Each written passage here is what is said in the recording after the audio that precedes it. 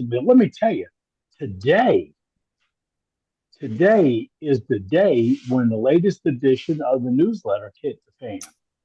Really, if you haven't taken a peek of it, you have missed something. Because let me tell you, it came out this morning. JJ, you did an awesome job.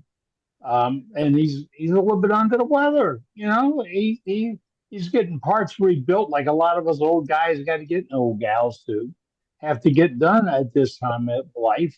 And even through the rebuild, JJ's turned out a really great newsletter. Have you seen this thing? It's awesome. Um, Yeah, it'll shake you up. yeah, I sent it off to my daughter to get reformatted so I could put it out in PDF format. And first thing she said is, "Can I buy any of these?"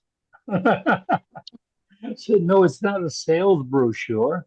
This is just the art of our turners, and this Well, isn't tell the." her, tell her yes, Eddie. Eddie, tell her I got items for sale if she wants to buy any. All Well, she has she to do wants is to. contact me. I no, look. The bad thing is, first thing she said is, "Can I get that lighthouse?" Right? Okay. Yeah, yeah, Sure. that's my nemesis there, Billy. Billy Bird turned that one out. That thing is absolutely gorgeous. I mean, just absolutely gorgeous. He offers him enough, I'm sure Billy will sell it. uh, yeah, but Everything's for sale if the price is right. yeah, there you go, Absolutely. right, Billy? Tell him. We can set a number. We can put a number on anything. All right. But if you're looking for works of art, that's where it's going to be in our newsletter this week. And folks, if you got friends in wood turning, make a copy of it and send it on to them. Distribute this thing. Let folks know this is where the art is. It's not in those big magazines you have to pay for it. It's not on a website you got to log into and pay for it. It's right here at Worldwide Woodturners. It's right here with your friends. The people you turn with turn out the best work in the world. And I mean, if you look at that, you see some very incredible, really unique work, some beautiful art. And sometimes you got to just go, whoa, whoa, where'd that come from? How did you do that? That multicolored piece there by Dewey, whatever you're taking for your analogy, I want to get some of that stuff, man. I think, oh, that really worked. Um, but that is some gorgeous work, folks. And you get right here in our newsletter. And you can be part of it. You can put something right in that newsletter each and every other week. But every edition's open to you. All you have to do is submit your information. But I look for more than just photographs. I'll look for information in there. If you can, provide us with how you held it, how you colored it details on this manufacturer, etc. Details about you. Yeah, we want to know about you. If you're a wood turner, tell us. Look, I've been turning for 10 years and I got most of my habits, hobbies, or tricks and trades learned from watching videos like on worldwidewoodturners.org. And that's where you get things from. So share it all with us. Let us know where you got it from, what you want to share, what you have, or what you need. Sometimes we all have a little bit of need and we're just afraid to say it. And, sometimes asking questions, you may think you show your bad side by saying, I don't know. But show your good side by saying, I'd like to know. And we'll help you out with that. And don't forget, not too far away, and I mean not too far away, because the team is shaping it up right now. Every day I get more and more information from the team about what we're putting together as far as payments and organization and registration and all. We're getting closer and closer to getting ready to sign up and get registration cranking for Level Up. That's only 14 months away, folks. It's getting close. And that's shaping up to be a fantastic event. And it's your event. Remember, This has never been done before, not by anybody. It's a club putting on an event like this, unlike other symposiums, very much unlike other symposiums. This is a workshop, and it's to train you. We have coaches and trainers and workshops and hands-on off-leaf projects. Yes, we have all gone for your level up. We'll expand for it in the next couple of weeks. We'll be pounding the streets telling you about it.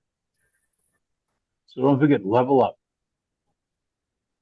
When you're out there beating the streets, folks, don't forget to tell them about the world's greatest website on wood turning. Yep, that's it. The world's greatest website on wood turning, worldwidewoodturners.org.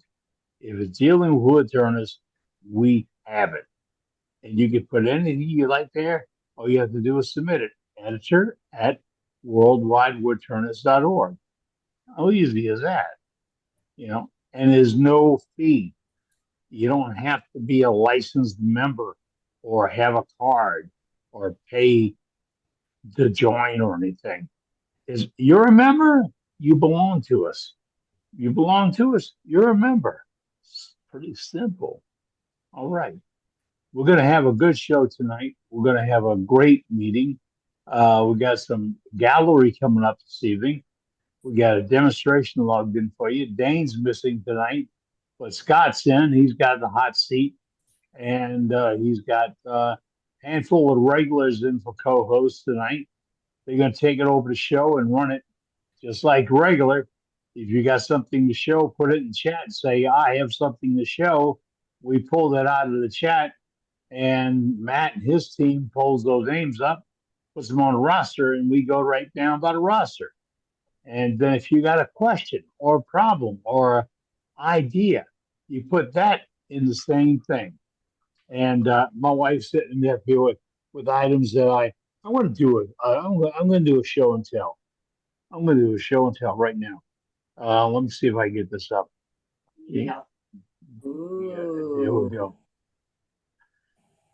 That's a rosette I created on Lazilla. It is Oh, wow. it's Wow. 5 layers, 6 layers. It's only a quarter-inch thick. It's made as a pin. And it's a 32-point orb. And I'll That's step pretty out. cool. Pardon? So that's pretty cool. Yeah, I got a handful of them. Oh, I gave these to my mother-in-law, Power off. Ooh. and she had them in there. They're all about the same thickness. They're a piece of laminated material that I picked up. I think I got the material from Ruth Niles when she was doing the shows. She has some of this stuff. This is dated Power 8 on. of 8, Bluetooth pairing. and No. Okay, Eddie, you're not going to get off that easy. How did you make them? Yeah, it looks had- like a demo to How did me. you make them? all right, I'm going to tell you.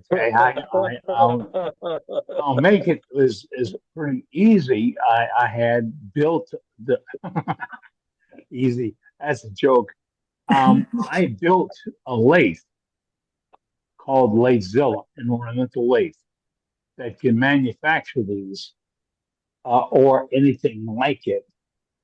And I got to get over to speaker view and whoop. Bluetooth connected. Yeah, I got to get mute. I got to get over to me. I can't do that. Want to highlight me, please? Yep, we're getting there. Yeah, I feel like that, dude. Where did you go, Eddie? There he There is. we go. All There right. he is. I built an ornamental lathe called Latezilla, or somebody else called it Latezilla. And it is an ornamental lathe where the head of the lathe moves to a pattern that gives the outside pattern. Well, it gives all the patterns. The head of the lathe rocks back and forth. The outside pattern turns, and the lathe reads it. And a cutter with 3 blades on it, like or like an orb cutter, goes in and slices the wood out of the way. Takes microscopic cuts, and they'd done it about 30,000 RPMs using, and above all else, I was at this time it was being driven by a sewing machine motor and hand cranked. And let's see, I got one more of that type.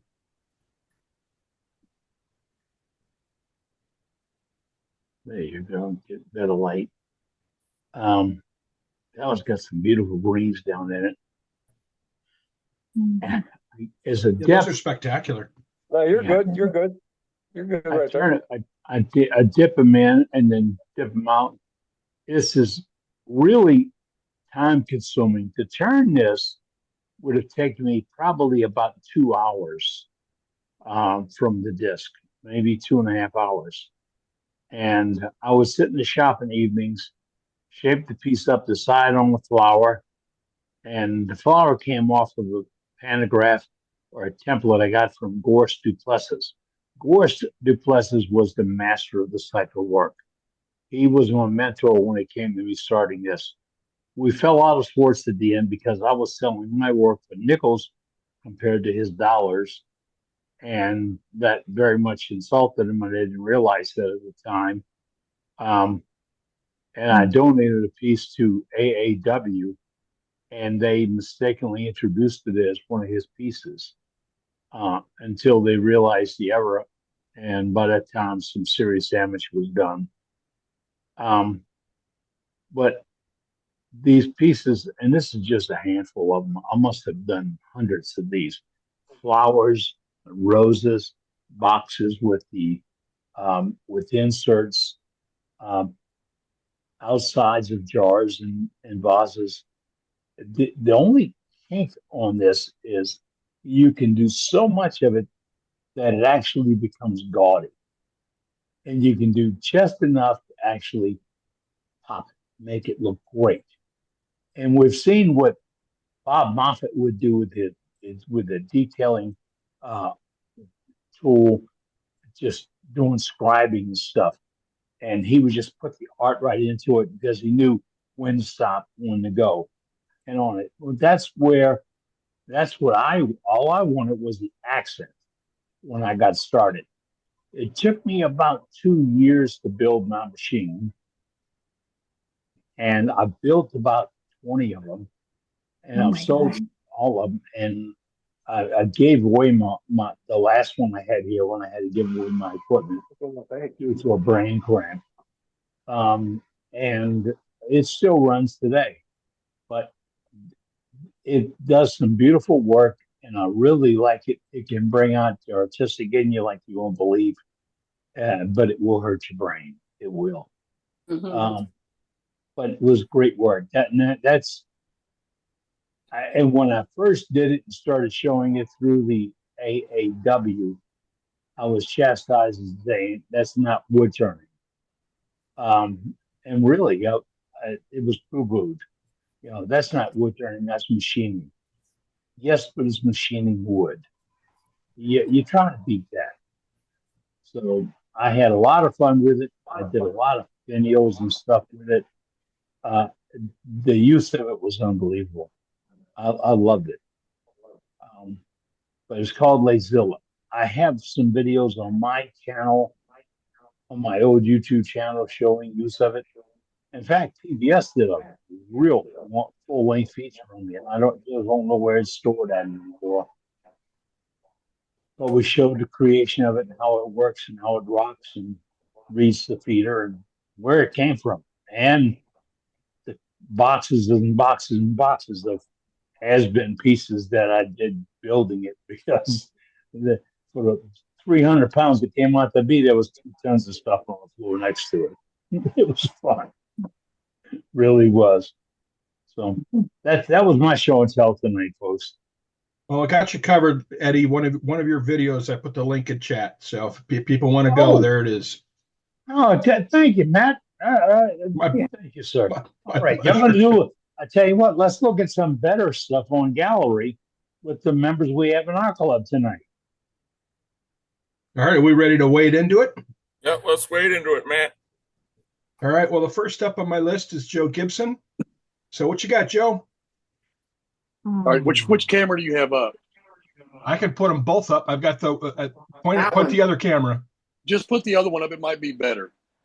All right, that one. All right, I'll put. All right, here's what I'm gonna do. Okay, I'm gonna put them both up. You tell me which one you want. Whichever one y'all can see the best out of. Right in front of me, the best. That one. That one right there. We're gonna make the primary one. There you That's go. it. Okay. Last week, wait a minute, I got an echo. Turn the mic off on one of them. Yeah, mute one of them. Yeah, I got it.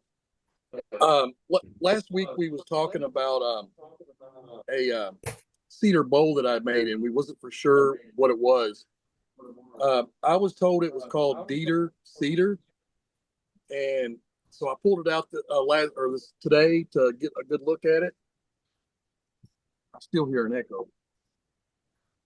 I don't hear one here. Can y'all see this? Yes. Yeah. Beautiful. Hold it back away from the camera. Looking good. Pull it towards you a little, Joe. What was that? Pull it towards you a little. Pull the bowl to you a little bit. There you go. There we go. More light, maybe? No. No, that bleaches it out. Well, that's a good right there. Oh, Yeah, there we go. Beautiful. really nice Well, grain. like I was saying, we're not 100% sure what kind of wood that it is. I was told it was called Dieter Cedar. We looked it up last week after hours, and we figured out that it was a type of a Brazilian cherry, I believe. But it's real white. I love it. My wife actually stole this bow, and she has it in the house for something. She was real mad when I took it a few minutes ago. Did you assure her it was? Did you assure her it wasn't Well, going go take away? it back. You don't need her mad at you. I might just keep it. She's got way too many in the house anyway. Not possible. Okay. Well, thank you very much, Joe. Looks good. Next up is Ruby. What you got, Ruby? Okay, well, I had a chance to play for a change. So what happened was I had picked up some new markers and I wanted to test them out and see how the color was. So what I did was made up some little. They're pretty. Oh, yeah. Nice. Very nice, Ruby. They don't look like they're in focus. I see them fine. Nice and I bright. can't see it. I can't see any texture. Maybe if I got closer. Oh, there you go. Yeah. There you go. That's starting to come into focus. Yeah. That's Okay. beautiful. Yeah, right there. Ah, beautiful, Ruby. They're Yeah, beautiful. and then Nice. these were done the same way. Nice. I like. Oh, yeah, that one came in nice. Yeah. Pretty. So the way they go together was an idea I picked up from Theo when I was in Australia playing with him. And they're basically held on with one of these hair ties. Those of you who have hair know what those are for. No clue what you're talking about. And Yeah, I they don't have a clue. the elastic just slips over the side. Oh, So it's a really nice way to make them so that they're easy to fix or put together, and then they work out pretty well. That's You pretty just cool. make a little track for the hair tie. Is that how that works? Yep. Nice. That's a cool idea. That's a great idea. Yeah. Yeah. Yep. Yeah, and I really like the way these colors, even though they only cost me $2 for a whole package, cost. We have what they call a black bin have opened up here. And I guess they're products from like Amazon and that have been returned. And they just throw everything in these bins and you can dig through and pick up the stuff. And so I picked up 2 packs of the colored markers, and I just really like the variety and color that I can get from them. Yeah. Came out Yeah. great, Cool. Ruby. Yeah. Like this green one is really quite stunning if you can catch it right. Turn it the other way. Wow. There it is. Okay. Oh yeah. Yeah, nice. Yeah. Look at the colors. Yeah. Yeah, she hasn't told us what brand they are yet, Heather. So yeah, we'd love to know what they are. So They're kind of a no-name brand, to be honest with you. okay.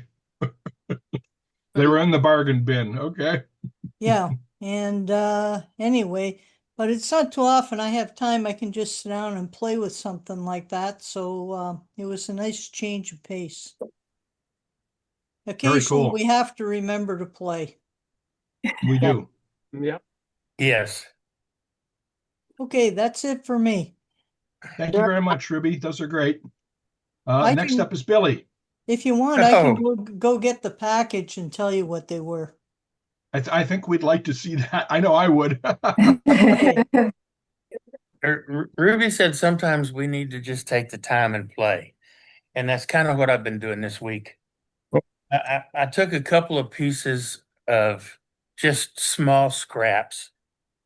And using one of them, I turned this incredibly large platter. Uh, This is Texas persimmon.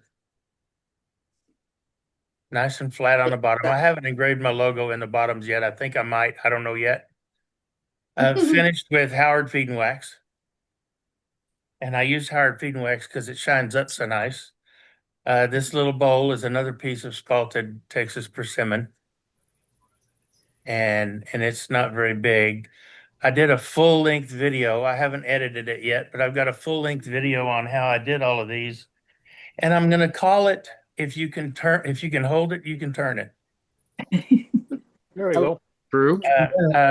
I was at our club president's place this past weekend, and he had a scrap spindle in African mahogany that was in his scrap bin. So I took it out of his scrap bin and I put it in my pocket. And I brought it home and I turned this little vase. And it is not a weed pot. It is a vase. It's hollowed all the way down. I think the total wall thickness down in here is about 3/32. Wow. Up here is about a 1/16 of an inch. Yeah. Wow. I bought a set. Was it last year? I bought a set last year, year before last. I bought a set of Trent Bosch mini hollowing tools, two of them, a straight one and a gooseneck. The gooseneck won't fit in here. So I used the straight one and got all the way down, and I just was checking to make sure. So it's hollow. This is finished with one coat of Hampshire sheen. Wow. Very nice. Did had two pieces of a small live oak burl, and I turned this little bowl with one of them. It's so small I can barely hold it. Wow. Yeah, but look how shiny. Look how nice it is. And you can see the burl figure in it. Pretty cool. And this one, I finished with Rust-Oleum 2X Ultra. The bottom's nice and flat. And I took the other and I turned this little jewel. Wow. Very nice. Because of all of the inclusions and everything in it, the bottom looks pretty, and you can see the inclusions there. I didn't turn this one quite as thin, but it is hollowed. Just not quite as thin. And I left the natural burl figure up on top, just so you'd know it was a burl, in case you can't tell by looking at the rest of it. Hey, Billy, what's the difference between that's Texas persimmon and regular persimmon? It's a different species. Typical persimmons will get about yay big, I think. Texas persimmons, the biggest I've ever seen is about the size of the end of my thumb. Yeah. And it's if you cut it open, it's more seed than fruit. So, I but would it's expect the That technical is would be true. the other way still around. it's still very hard, and but it turns, and I mean it spalts quickly, and it turns and polishes like a dream. How did you hold them? Carefully. You'll have to watch his video. Well, this one, the foot actually doubled as my chucking point for my. I used my Record Power SC1 chuck with the jaws that come on it. When I turned it around to do the bottom, I held it with a vacuum chuck. This one, I did the bottom with a vacuum chuck, and I had a tenon on here it was about a 1/2 inch tenon that I put in one of my jaw sets, and then I just turned it around in a vacuum chuck to finish it off. This one, I had a nice little 1/2 inch foot on it, and I was going to leave it on, but that was my chucking point for it. But I didn't like the look of it when it was done, so I turned it around and basically reverse chucked it with another set chuck with a small jaws on it, and then cut the bottom off of it. Let me see. This one, I had a 1/2 inch tenon on here, and I cut it off and sanded it off. And this one's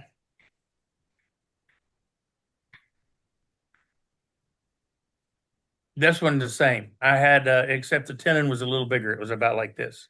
So I had a tenon on it, and when I got through hollowing it and shaping it and sanding it up, I just parted it off and then sanded it up. I put a 2-inch sanding block in my headstock and sanded the bottoms. Same way I did all of those bottoms. So some of them vacuum, some of them small tenons. Who's that guy sitting behind you? That's my oldest son. Tell him we said hi.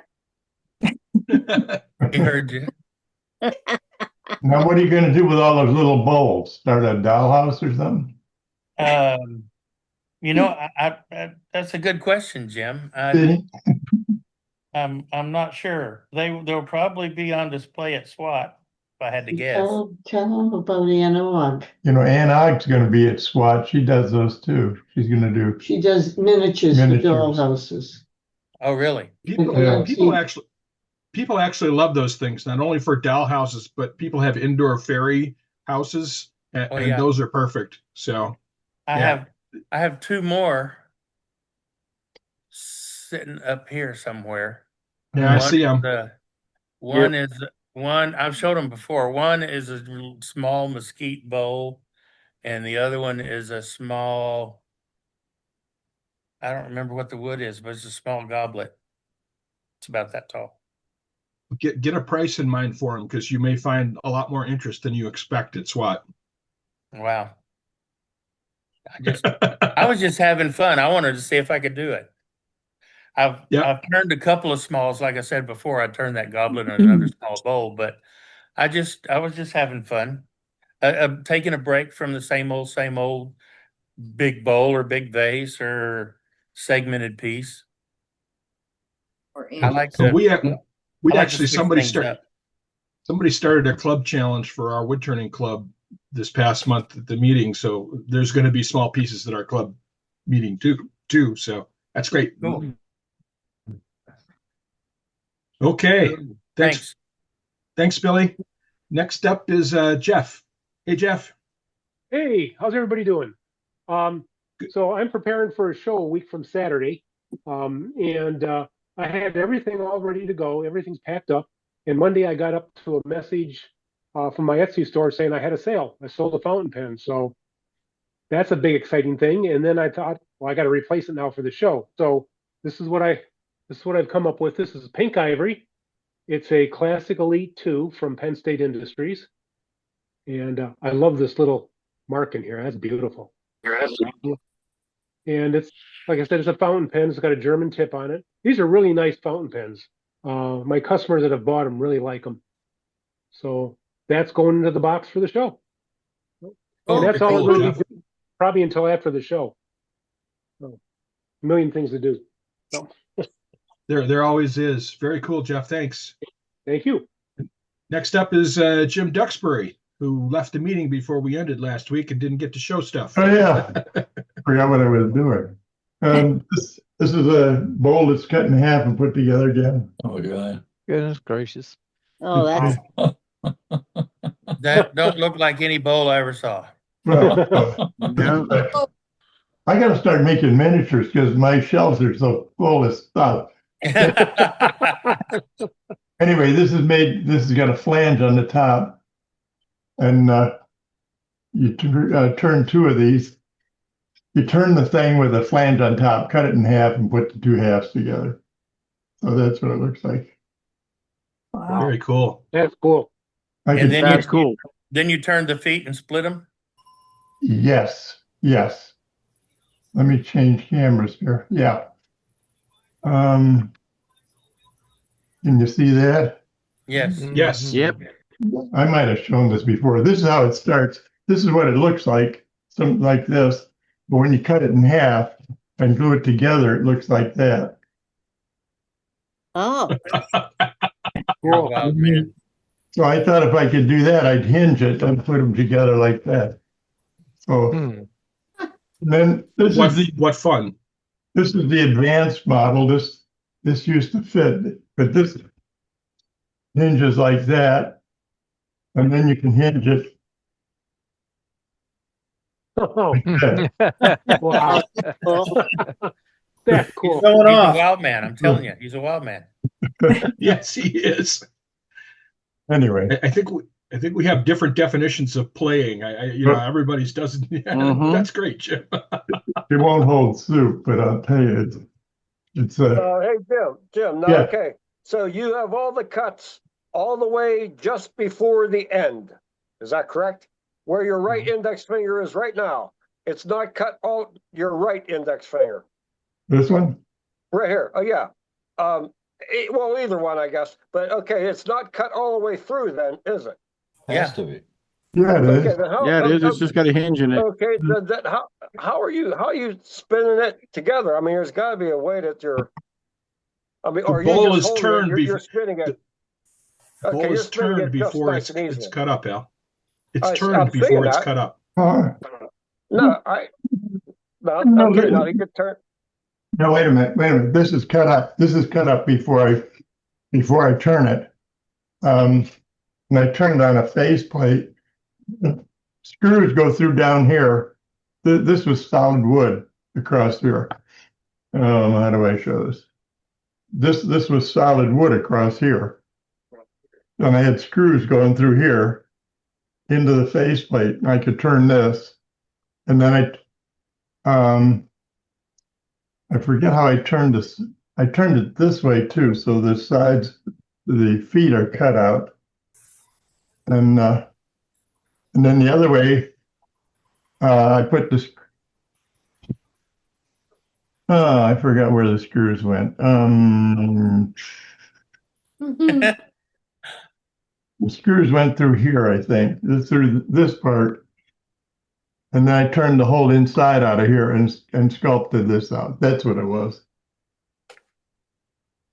They're Why, great. why see is that? it falling apart? Why is it falling apart in all four pieces right now? It just can't hold it. It used to fit, but it's been through a couple demonstrations where people try to twist it the other way or something. But anyway, it's There's hinges, Al. That's okay. I didn't see that. I'm on my phone. I didn't see that. I'm sitting there like, what? How? What? There's hinges in each corner. Yeah, There's I two- see. I see them now. I see them two now. sets of We're all sitting here like, what, how? Mhm. 2 sets of hinges like that. Okay. What great fun. Yeah. Yeah, so much about Anyway. illusions of adequacy. And yeah, great fun if you want your head to explode. Anyway, Yeah, I've tried. I have other ones, but I'm not sure. Wow. Oh, and then I made one other thing. Sometimes I do things that don't have hinges in them. This is a napkin holder, just has a pad on the top. And napkins Picnics. Oh, okay. There you go. for picnics and things. Anyway, Keeps wind from blowing them away. those are going over. But yeah, That's a nice idea. Yes, it Great is. fun. yeah. So this can be this is a leather tether. It could be all kinds of things, but yeah, they've gone over real good. Good job. Very Jim. cool. Thank you. All right. Well, thank you, Jim. Yeah. Is that it, or you got more? That's it. I'm done. Okay. All right. Well, next up is James. What you got, James? Oh, hi. There, Jim. Well, Billy was talking about Saturday. We had the guild down at my shop, and one of our guild members brought what was this piece of wood. Oh my gosh. I believe it's Taruri. Is that how you say that, Billy? Yes, Towery. T-A-U. Towery. R-U-I, I think. Tauri. It is horrible wood. a is what it nightmare is. to turn. Guy that brought it down tried to turn it, and he had some problems with one of his gouges, and I fixed the grind on it for him. Went over and tried it, got about a half an inch before the edge was completely shot. And I was like, what? Grabbed one of my gouges, sharpened it back up, and again, completely shot within half an inch of coming around the end. Billy found it in the garbage, and then I looked over to it was a guy named Hardy, and I said, hey, you could throw that in my scrap bucket and I'll burn it. I have no problem doing that. And he did. And Billy found it about 20 minutes later in the trash can. Like, hey, what's this? And both Hardy and I were like, you can, if that's your nightmare, not ours. If you want to try it. And Billy was like, okay, challenge accepted. I think he stripped the edge off of whatever tools were in my station that he used within about 20 minutes and threw it away himself. That night I came back out here and I decided I'm not going to let this piece of wood beat me, and spent way too much time on a bowl that's 5 3/4 of an inch wide. And every bowl gouge I've got, every grind I've got, it did not matter. It stripped them. I've never seen a wood trash an edge on any tool so quickly. Did you try carbides? The best I got on this was about 3/4 of the way through the center with a robust gouge before that edge was shot. But then taking the longer passes, it would make about 1. And then it just, I don't know what component, what chemical, what mineral is in this wood. Be wary if you're going to buy it. It's also called Brazilian oak. This one is going to be given to empty bowls later on this year that our guild does. And then yes, Ruby, the carbides didn't dent it. Yeah, even the carbides. My Instagram account is stitchandturn. Carbides I mean, they're okay, but still not great. And plus, also, it would shred. I mean, it was just, you couldn't get a clean cut, even with carbides. I mean, I tried. There's a picture on my Instagram account, which is stitchandturn.james. I can put a link in later. But it's like on the last frame shows, I think it was 13 tools that were all laying on my lathe bed that I had basically trashed the edge on every single one of them.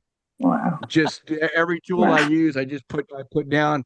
Didn't matter if it was a 40/40 grind, my traditional 50 swept back, a bottom bowl gouge, everything. Just trashed them all. When I tried carbide, all I got with it was tear out. Tear out. Yeah, it was bad.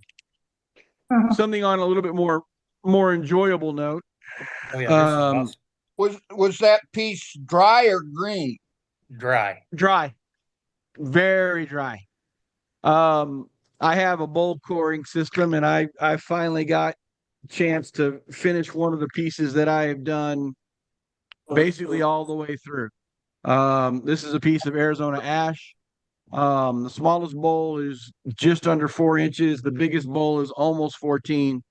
But really nice set that I started last year.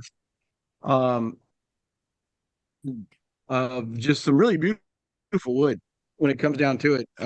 It's a carpenter, or it's a, let's see if I can get a better picture of it. Yeah, that's a better shot. It's a contractor's tree in this area. Grows really fast, but it only lasts about 50 years. And so once it's a lot of it's coming down now because it was built, they were installed in the 70s, 80s, 60s, 70s, 80s.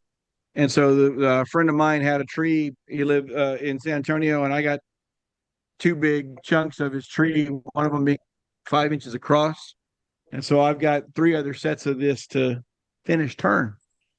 And So I'm you looking said that forward to you- playing with them. But I will James- say James, that's the reason why I you said- have the green band on my arm.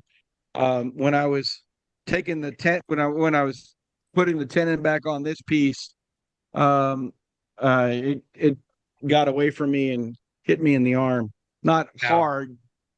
I'm not. It's more bruised than. I mean, there's a good cut on my arm, but the doctor was like, well, I could put stitches, but you'll just, if you want a less of a scar, we can put stitches in. And I'm like, I don't care. I mean, I've got enough scars on my body that one more is not going to hurt me any. So I just have to keep it clean for a while and wear a bandage when I'm out here working. So, but still made I'm not going to care. It still made a really beautiful bowl. It's about a 1/4 inch thick on the big one. I know these 2 are in the 1 inch or 1/8 or smaller. I think this one's somewhere around 3/16 thickness. Even though they have a nice wide rim, the edges are the sides are pretty good and thin. So beautiful piece. Nice fun. thing. What's the James, difference you said- between Arizona ash and regular ash? Don't ask me. I just know that's what they call it around here, man. Well, from the grain Chinese- striations, that almost looks like an elm because I've never seen grain striations between the year-end growth rates in anything other than elm. So that's interesting. It's what they call Arizona ash. Yeah, If you Google it, you'll find it. My Arizona ash looks just like that. Yeah, Huh. I mean stuff that's around here, that's what you're gonna find. But it's beautiful wood.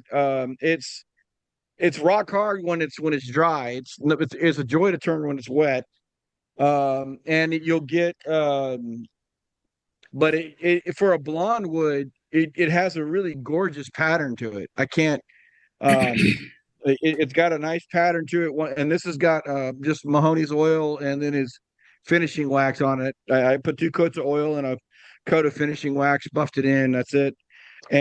But you get a nice rich, little yellowy tint to it, but the grain really pops out because it's I don't know if I have a piece that's not unsanded or around here. I don't. Oh yeah, I do. Hey, This James, is an Arizona ash. You can see how blonde that is. What coring system do you have? The one way. Okay. But this is the wood unfinished. Basically, you can still see the pattern in it, but once you oil it down, it really comes out. Yeah, it's pretty very strong pretty. and heavy. And so, yeah, this was one that it splits like mad when it splits like mad when it starts to dry. So this is a chuck now. That's all that is. Are the ash borers getting into those trees and killing them? No. Not that I'm aware of yet, but they also don't really last more than about 50 years. So, by the time they get big enough to where they look good, that you've got about 10 years life in them anyway. They really don't last more than 50 years. It's just the way they are. So yeah, I don't know if they are if that's even been a problem, but it's just the trees they plant them because they get like the full size in like 15 years. and then but they start if you don't start maintaining and cutting off dead limbs at about 30, they're gonna fall. They're gonna fall over within 50 by 50. Yeah, well, see the ash trees we have around here before the ash borer started killing them off would grow 100 feet in the air. Yeah, no, Easily. these grow 50 to 70. I mean, yeah, depending on how much room they've got, they'll get huge. I had one at my old house that was about 30 inches across, but it had termites in it, so I didn't turn it. I was like, nope, you're going to the bonfire. I'm not going to bring that into my shop. So yeah, Well, that it was looks, already starting to die and had termites in it. Yeah. those bowls looks like our ash we have here. Looks like regular ash. Yeah. It, Now this doesn't look. Yeah, it doesn't have the feel of regular ash where you've got that striation where the growth rings give you some dimension to it. This is just, but it looks pretty. It turns pretty nicely. Yeah, I enjoy it. yeah, the wider- Arizona ash is predominantly found in the southwestern United States and Mexico. It's smaller and shorter lived than your typical ash, Yeah, And they are, according to what I'm reading. and they are Yeah, it's susceptible to ash borer. Yeah, it's really The more ad- of what we call a contractor's tree. They put it in new developments because the trees grow quickly, and you'll have a nice tree in your front yard. You just need to plant an oak at the same time, so that way the oak is as nice as you'd like it to be when the ash dies. Yeah, I don't Yeah, think the ash borer has made it this far south. No, it hasn't. No, but So I it's just too hot down here. They posted. don't want to be down here. I just posted where they are yet. The lines are across central Texas and Oklahoma, and moving westward. So they're not where you guys are yet. My brother said my brother said they cut 140 ash trees off the campus at Iowa State University. I believe it. My county lost something like between 300,000 and 400,000 ash trees just in Oakland County alone in southeastern Michigan. Oh. Damn. We don't have any live ones around here anymore, do we, Jeff? They're all gone. I know in No, upstate New not that York, I'm if aware you of. find a live one, you found a gem. Yeah, They're all the only thing gone. around here I've had problems with is my hackberries are dying because of the heat. But it was dry. It's been dry and the heat's killed them. But beyond that, it's been okay. No, we had them dying Nothing off too on my bad. dad's farm 40 years ago. Well, very That's cool. it for Thank me you, this week. James. Thank you. Appreciate it. Next up is Todd. What you got, Todd? Hi. Okay, so I have a little bowl I made trying to sort of replicate something that Les Thorne did on Wood Turner's 360 a little while ago. I had done a couple square bowls like this before, but always just with the side straight up. I didn't have it going through the angle like that. I don't know what this wood is. I shot it with a little bit of lacquer, just a little light coat of lacquer. I got the wood out of a bin at Rockler, wood by the pound. Oh, God knows then. So almost looks like Very nice. Jatoba, Brazilian cherry. Yeah, maybe. How hard is it, Todd? It's not hard, but really heavy, like really heavy. So, but I like I didn't that think shape it was, idea. I didn't I like think the it was shape very idea. hard. So I like the shape idea. I'm trying to avoid holding it to where you can see how uneven my edges are. I really like that. Well, I know that turning those, the most hardest part of those is getting in the corners where the bowl or the vase meets right in there. Yeah. That's the hardest part. Yeah, that's the So hard one on the bottom of it where it's going in. That was the hard part of it. And then I was using a little 3/8 inch spindle gouge to like go in there and get that corner sharp. But then I'd end up going a little deep on it, and then you can see that that rim was not flat. And so I spent a lot of time messing with that. And then I finally just gave up and said, well, I'll do that. I am gonna burn a logo in the bottom of it yet, but I have to dig my laser engraver out. I have a piece of elm. I'd found this picture of like a small platter on the internet that I really liked, and I wanted to try to emulate it. And so had this piece of elm, and so they had a curved edge a little bit, and then a a curve there, and then sort of a flat bottom in it. And I like it a lot. I don't like the foot. The foot's too big. I'm probably going to remount it and redo the foot, and I'm going to fix this bottom a little bit. And the shape looks just like what I was going for, but the problem is because of the bottom shape, it's really thick right there. And so I'm thinking about probably remounting it and maybe making this curve a little flatter at the top, and then maybe undercutting a little bit to get rid of some of that weight, because it just feels like the wrong weight for the size of the little platter or whatever. But it was fun. And then with this elm, I don't know if anyone else has ever noticed it, but the wood here way heavier than the wood here, and so this thing was like just it felt out around the whole time, flopping to that side. So yeah, the heartwood is denser. You're right. yeah, and so it really just really flopped around where it hadn't before. And I left a little thing in the middle there where my logo will go, but I might change that. I don't know. Hey, Todd, Yes, sir. for that foot, since you don't like it, what about carving it down into 3 legs? I thought about that, because I had just seen a little video that Emiliano put out there from Hawaii where he had carved some legs. I'm like, these are the right height and everything. Yeah, that'd be It perfect. is. They are. So They are. Definitely. Exactly. I'm just not sure I have the skill or patience. I don't know. Yeah, you do.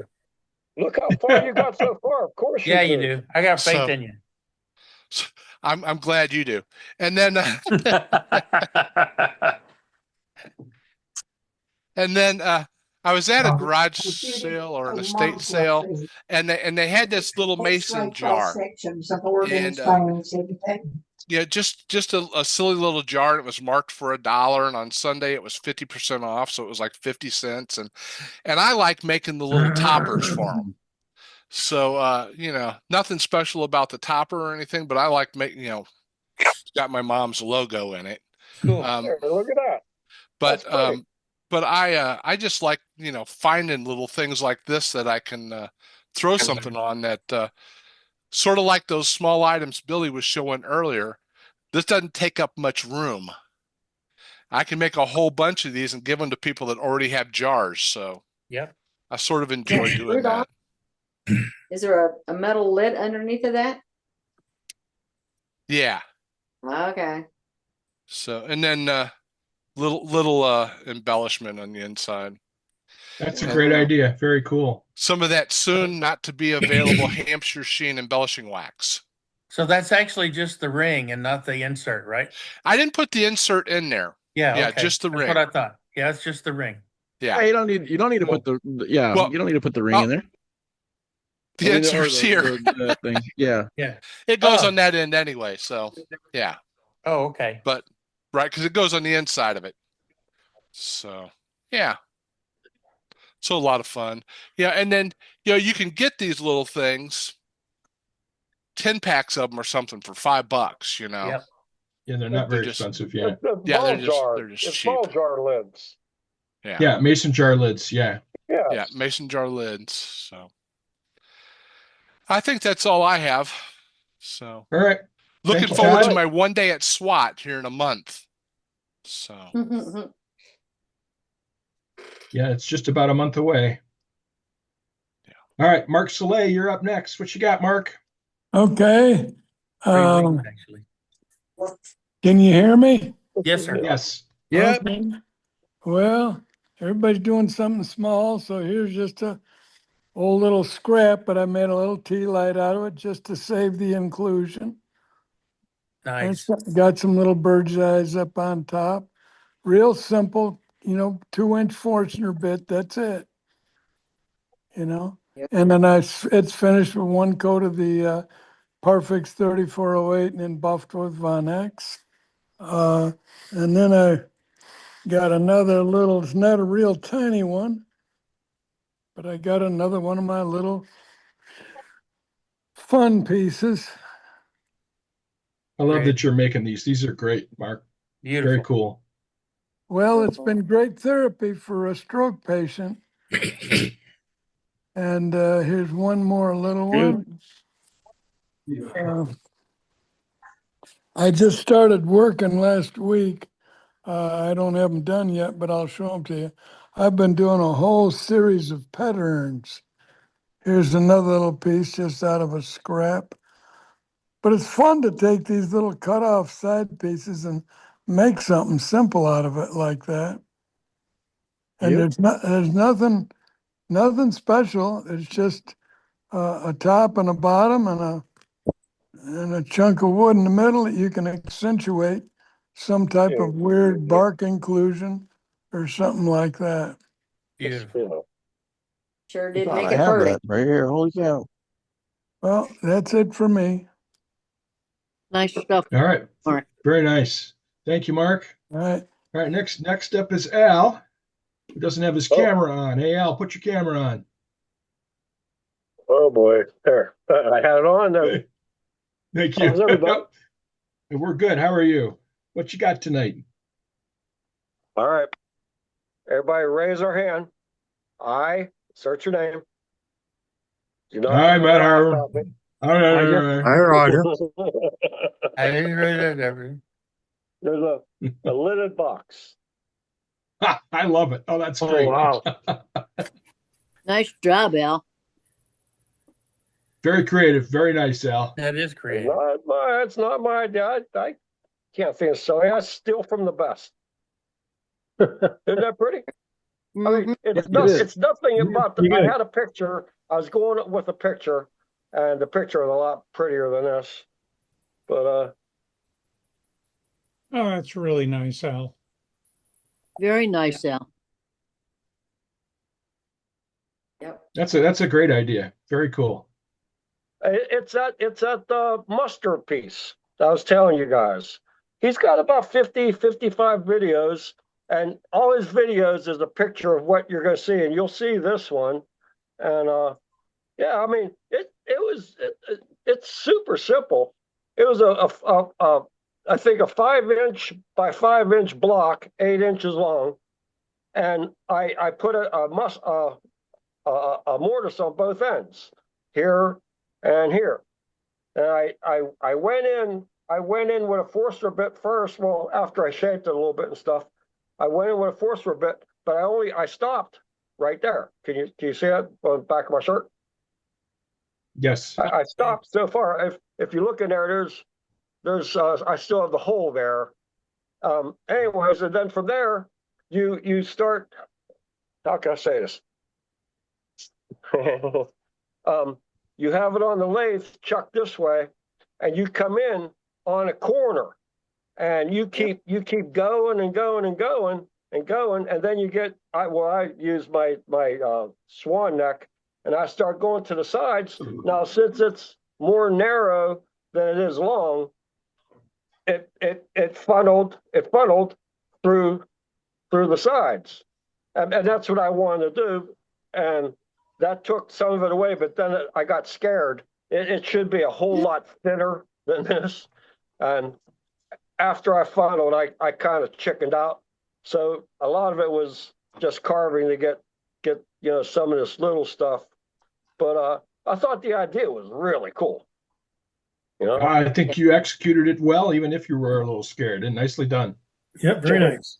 Yep. Discretion is the better part of valor, quite often. Yep. Yeah, check him out. He's pretty cool. Pretty cool. He's a little bit crazy. He's a character, but will you put his name in chat, and if you have any links to any of his stuff? It's called Masterpiece. His channel is called Masterpiece, And he has like 15-minute videos. He hasn't done anything in 4 years, but it's all on YouTube. And Is that mustard with a D? yeah. Mustard piece. Okay. Yeah, it's goofy, silly. His name is Attila. Sure where the hell he's from. But anyway, he's a character, but he's a hell of an artist. I mean, yes, he draws all his stuff out. He shows it to you. He's, it's He's very entertaining. What's that? He's very entertaining. Yes, he is. Yes, he is. Yes, he is. He's a character. But anyways, that's what I got. Everybody have a good night. Everybody be safe. All right. Well, thank you, Al. Next up is Bill Louch. What you got, Bill? Good evening, all. Ruby and Matt are both familiar with northern winters, and so my shop is not heated. And so in the middle of the winter, I can stand about out there before I have to come back in. And so I started making things like this, where are we here, that I could make in 20 minutes. And these are, I've probably made a dozen or 15 of them. Out of leftover pieces of cutoffs from work I did in the summer. Spell peace. Another one. So this is Nice, probably maple. I think this is a piece of birch. That's probably a little bit of mahogany. The ones my wife picked are these. I think these are all cherry. Pull them back a little bit, Bill. Yeah. Okay. Nice. Yeah. So these are about, inch and a half, 2 inches tall. And as I say, that's a 15, 20-minute job in the wintertime before you have to come in and warm up. Ready. Anyway, when we're talking about small stuff, I thought you might like to see them. That's it for tonight. Very nice. Yeah. Very nice.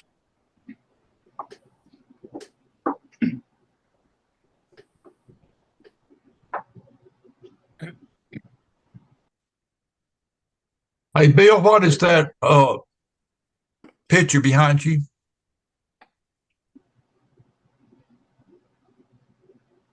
Bill, I'm sorry, what was that? what is that picture behind you on the wall?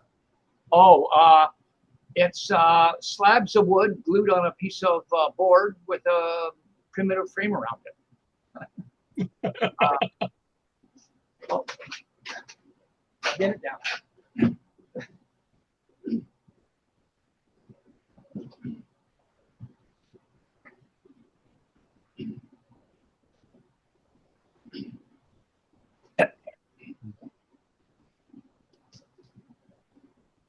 Oh, that's cool. Oh, cool. Oh, that is really That's cool. pretty neat.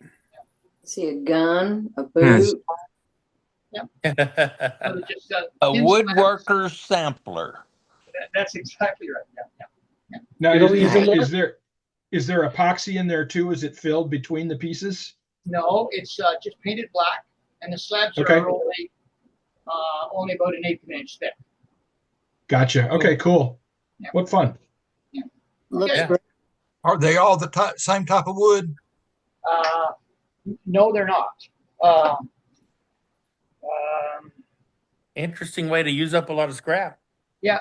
And I mean, some of it was actually, pieces that were cut for something else. But most of them are just slabs and, elbows. Interesting. That is very interesting. That is. Thank you, That Bill. really is. Okay. I like that Thanks a for lot. sharing. Thank you for sharing. Very cool. Okay, that's all I've got on my list for gallery so far tonight. So we're going to go to you, Scott. All right. And So we're at the top of the hour. We'll go to Safety Sue if she's got something for us tonight. Where did she go? She was just here. Well, I'm still here. Can you see me? There you go, Sue. All on you. Okay, guys. Well, we started back to basics last week. We're going to continue with that. So last week we kind of talked about everything that was above your shoulders. Let's talk about stuff that's below your shoulders. That can get hit as well, or it can, sometimes things below your shoulders can get caught in the lathe. Like if your hair is below your shoulders, be careful with those beards, guys. I trimmed mine. I know it looks very nice, Billy, but but let's talk about loose clothing. I actually ordered myself a lace smock, one of those ultra light zip up ones, and they don't make them for women; they make them for guys. And so the shoulders actually go halfway down to my elbows. So it made the sleeves so very loose and too long. So I'm having that adjusted. And the reason for that is because I don't want to get caught in the lathe. I know a lot of people wear their watches and stuff. And to be honest with you, if you got a close fitting watch, I'm not too worried about it. They say not to have your watch on while you're turning, but I have a plastic band and it should break. The rings I'm concerned about. I've had a ring. Well, my hand got caught in a router, and the ring got so deformed they had to cut it off. But I still have all 5 fingers, 4 fingers and a thumb. But the thing is, be careful with spinning objects, guys. Your clothes, your hair, even the people that come into your shop, they want to look over your shoulder to see what's going. If they got long hair, they got to put it up. They got to put it up. Because you don't want to be hit with a lawsuit. And sometimes you won't, but you don't want to see your friend or your best friend or a relative get hurt because your lathe is spinning and they did not follow the rules. That also goes for footwear. Make sure that your footwear is closed-toed and strong enough so that if one of your tools drop, it doesn't go through the item and into your foot. That would be painful. So be careful this week. Be careful of your clothes around the lathe. Make sure that you're dressed properly for the lathe before you even step up to it. We would love to see you next week. Make sure that your shoes are closed-toed and that they're anti-slip. My gosh, you don't want to slip and fall at the lathe. So take care, everybody. I want to see you next week, and dress properly for turning. Take care. Thank you, Sue. Thank you, Sue. You're welcome, guys. Now I think Doug is up for the demo. Are you ready, Doug? Yes, I'm ready. I'm ready. You scared me there for a minute. I thought maybe your internet went bad again. Oh man. Yeah, some of y'all haven't heard that story, and I'll try to keep it short. I came home yesterday. I'd been down at my son's down in south part of Kentucky, cutting up a sycamore tree that he and I dropped 2 weeks ago. So I went down there yesterday to cut it up, and I got about half of it done. Anyway, came home last night, and about 5 breakers had blown, and got those back on my lathe. My speed thing was showing 0. It never shows 0, and so I had to restart that. It reset itself, thank goodness. But then found out my internet was down. And that was terrible. It turns out I had my fiber optic router had gone. Apparently, we had a pretty close lightning strike. So anyway, all that is fixed now. Just now I had my mic was up, which mutes it. So anyhow, we're good. just make some adjustments on my screen so that I can see what I'm doing here. Make some housekeeping notes here quick, Doug. Yeah, go ahead. Go ahead. This is Doug's demo. Doug can ask, if Doug wants questions, he can entertain them if he wants. Otherwise, put them in chat, and Billy and I and a few others here will ask Doug as he changes tools or whatever. I don't know how Doug feels about having questions thrown at him. I'm fine. But we'll go from there. I'm going to mute everybody. Doug, you'll have to unmute yourself.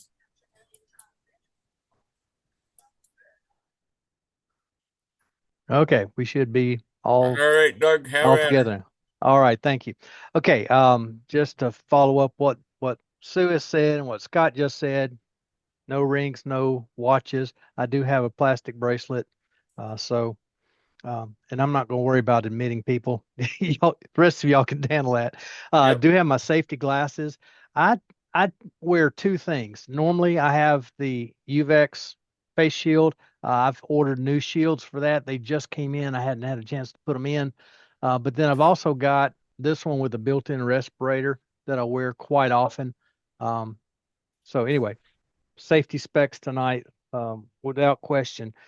When I started wearing contacts again, after started turning, that became a mandatory for me.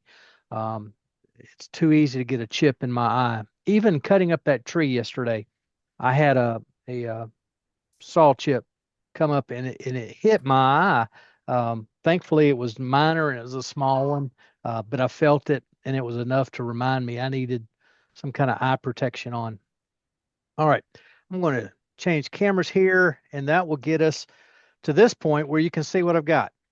This is a piece of oak, and I'm sorry I'm a little washed out there. I'm fighting white balance and background backlight adjustment compensation, whatever they call that. Trying to get everything squared away, and then every time the computer goes off, it resets all my settings. So anyhow, it is what it is for tonight. Anyway, this is oak. This is some white oak. I got a bunch of dunnage from a place down the road that I keep going by there, and it never looks like they're open any longer. So I don't know if they're still in business or not. One day I'll get some more. Anyway, let me get this tailstock up, and I'll grab my ruler, and I'll tell you what the size this is. I've been seeing a lot of, you make these, you can't make enough of them. Last time here a few weeks ago, I saw this project being done, and the guy says I've made 400 of them since the first one, and I've got 200 or 300 on the waiting list. So anyway, you'll see here in a minute. This piece happens to be 5 3/4 long, and it's roughly 3.5 square, not exact. But this is dunnage. This is absolutely scrap. It was put out on Facebook Marketplace as come get all you want. This is perfect firewood. I had about a 5-foot tall stack of these pieces that were about 12 to 15 inches square by 3.5, 4 inches thick. Got, all I could put in my car at that time. I have, with this particular piece, I've cut it basically square this way, cut it in half for the length. So I've got another piece I can turn if I want to. I have a lot of trouble watching videos on my phone, partly because I can't get the volume, especially if I'm outside. I can't get the volume where I can actually hear the way I want to. This is just a simple phone amplifier. So I've cut this slot. My phone, if I can get hold of it here, my phone does sit in it quite comfortably. So, that's all I need. This slot does not go halfway. It's a little shy of halfway because I don't want the speaker to be too low in here. Plus, I don't want to remove the strength of it. So first things first, let's get it round. I've got it in there between centers. I've cranked my tail center or my live center into it. I've got a steb center in the chuck. So we're ready to go. All I need is a bowl gouge, and simply because that's my tool of choice. I could use a spindle roughing gouge because my grain is aligned with the bedways. We're just going to take the bowl gouge and just run right down the side.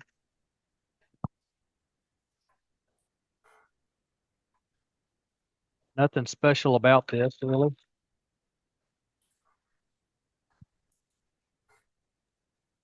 Doug Howard wants to know, is it regular oak or Kentucky oak? I have no clue because it's from a salvage place. It could have been from anywhere in the world. It's white oak, I can tell you that. I'm going to raise my tail rest or my tool stock. This thing, I'm going to raise it just a little bit. Yeah, I don't know. I don't know. Oh, me. Further back in that yard where this sycamore that I've been cutting is, there's some more walnut. And I kind of like the idea of just calling it Kentucky ebony.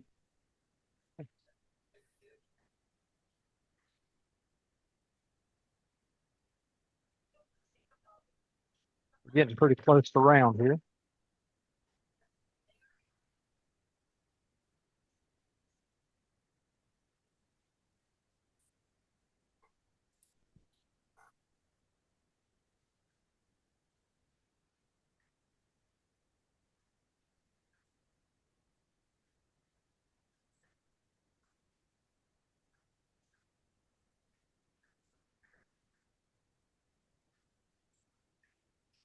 I'll slow down coming right to left on this end because I don't want to run off and hit that chuck. I've done that more than once. It's not a catastrophe, but scares you like crazy.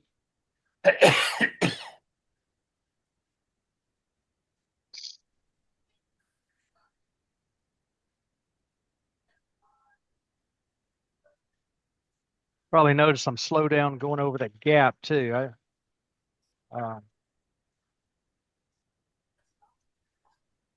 Good place to get a catch. But I'm running at 1,000, so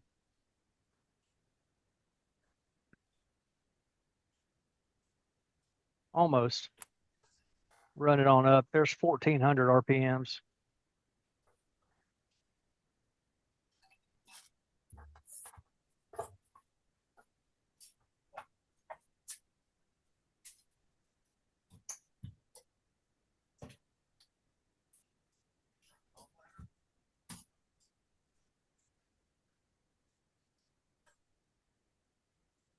Oh, you guys that remember the cake plate that I did a few weeks back, it was a hit at the wedding. My son and his new wife love it. Oh. So,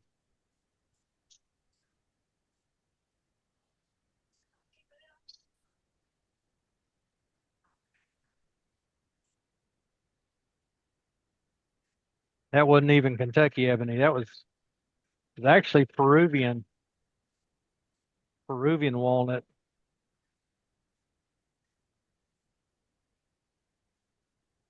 It's in the scrap bin at Woodcraft.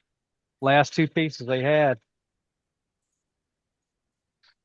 And would you believe the manager would not give me a discount on it? Okay. We're basically round. At least we're close enough to call it round. Let's make a tenon on it so we can hold it.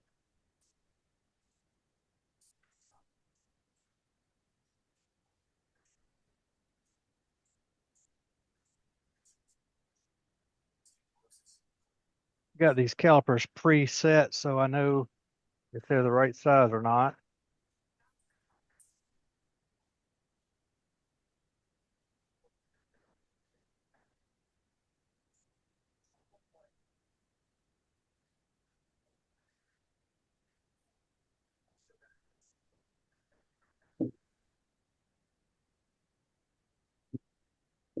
Give it a little bit little bit more of a tenon.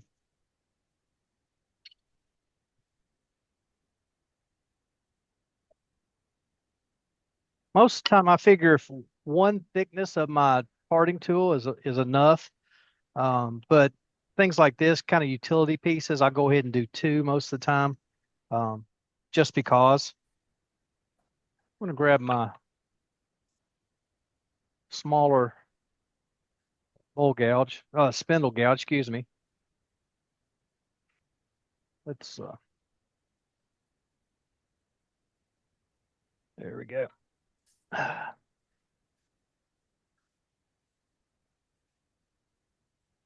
Somebody talked about grinding these, and you almost can see that just so washed out. Good grief. Anyway, got the back end of this ground off pretty well. Just want to round this over down toward that tenon. And that's just kind of a style thing as much as anything.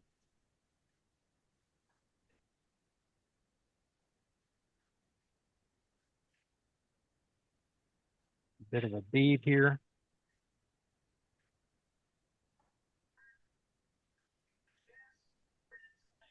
All right. Then I can go back to taking out some bulk kind of material. So I'll get a larger, that's not the one I want.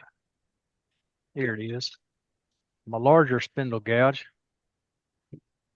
This was the one that I started, tried Mark's grind on, and it's just a big old tool. It can take some wood out.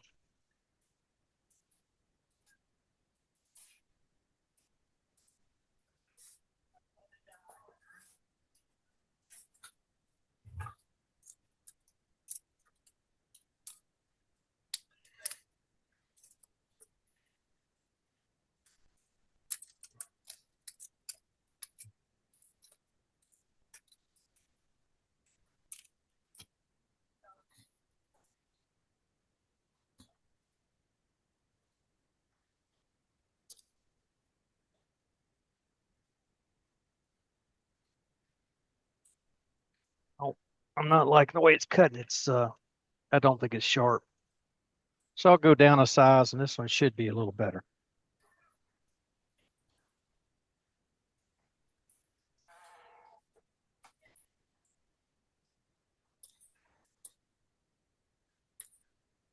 Feels like it's a good bit sharper.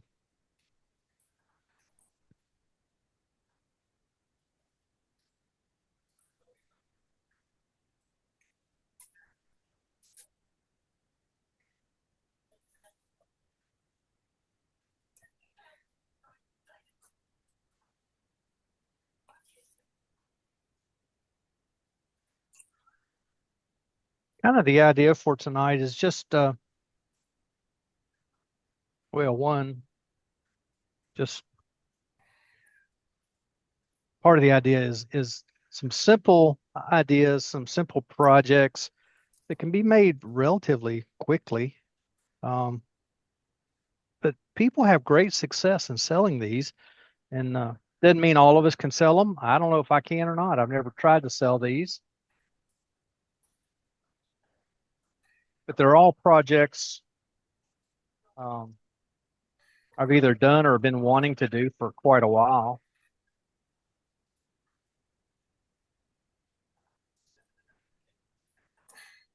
This is one of them I've been wanting to do for a long time. I don't know why I haven't.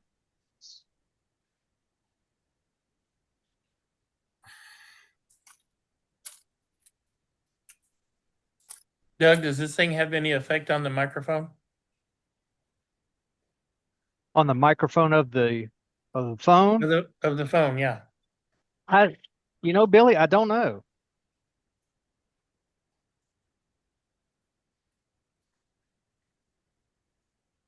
I'll find out after I get this one made. Like I said, this is something I've been wanting to do for a long time. I just never have done one.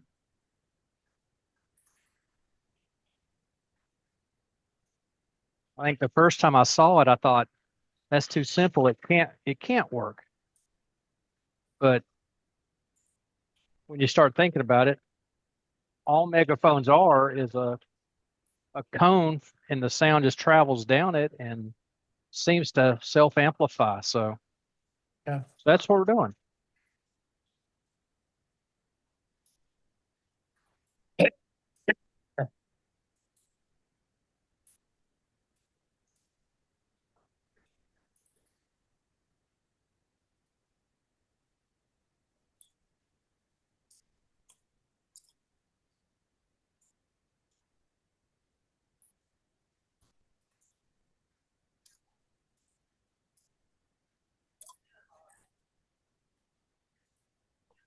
All right, that skew does not feel like it's sharp. So when that's the case, we pull out the diamond hone, get a little water on it, find the bevel, give it a few strokes, flip it over, same thing, find the bevel.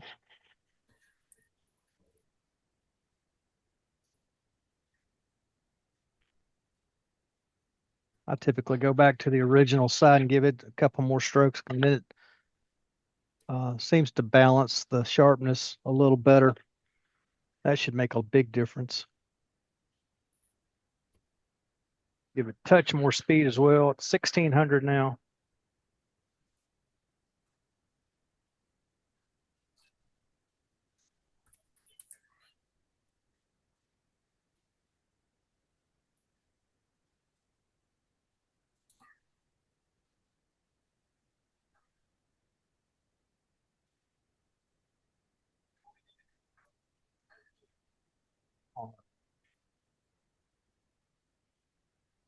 It's kind of going against the grain, but it's so close to that chuck, I can't really get in there to. There we go. That's better.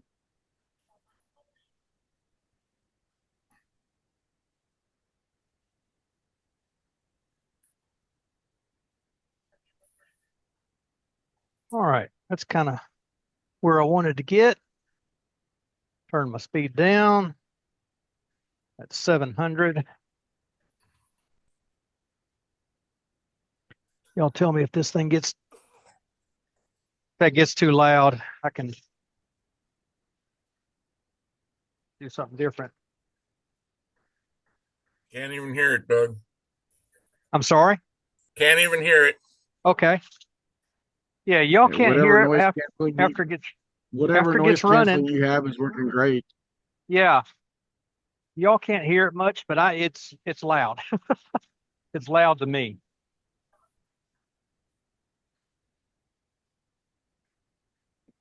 I'll bring that up a little closer. It might work a little better. There we go.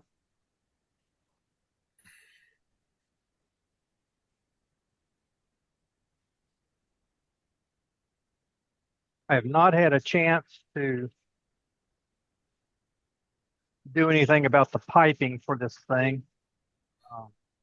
It works pretty well. You can see the dust flying into the dust collector, but it's not catching as much as I'd like it to.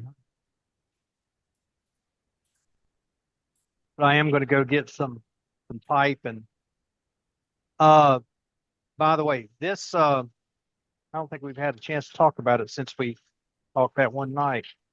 The hose, the vac hose that I have connected to it, it looks like the corrugated stuff for dryers, but when I stick my hand down on the inside, it's not smooth, but it's not like that cheap corrugated stuff for dryers either.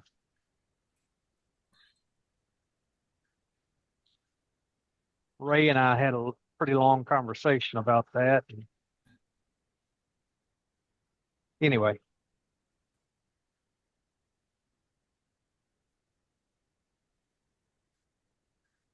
I'm not going to sit here and spend all night standing either. I'm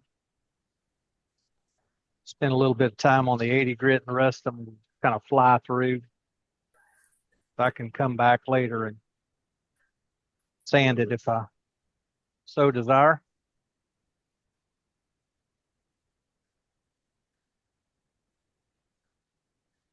This is bothering me.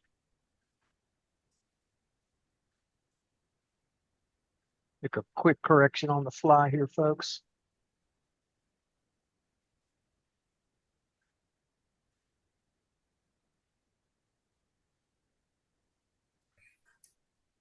Oh, gosh. That didn't help at all.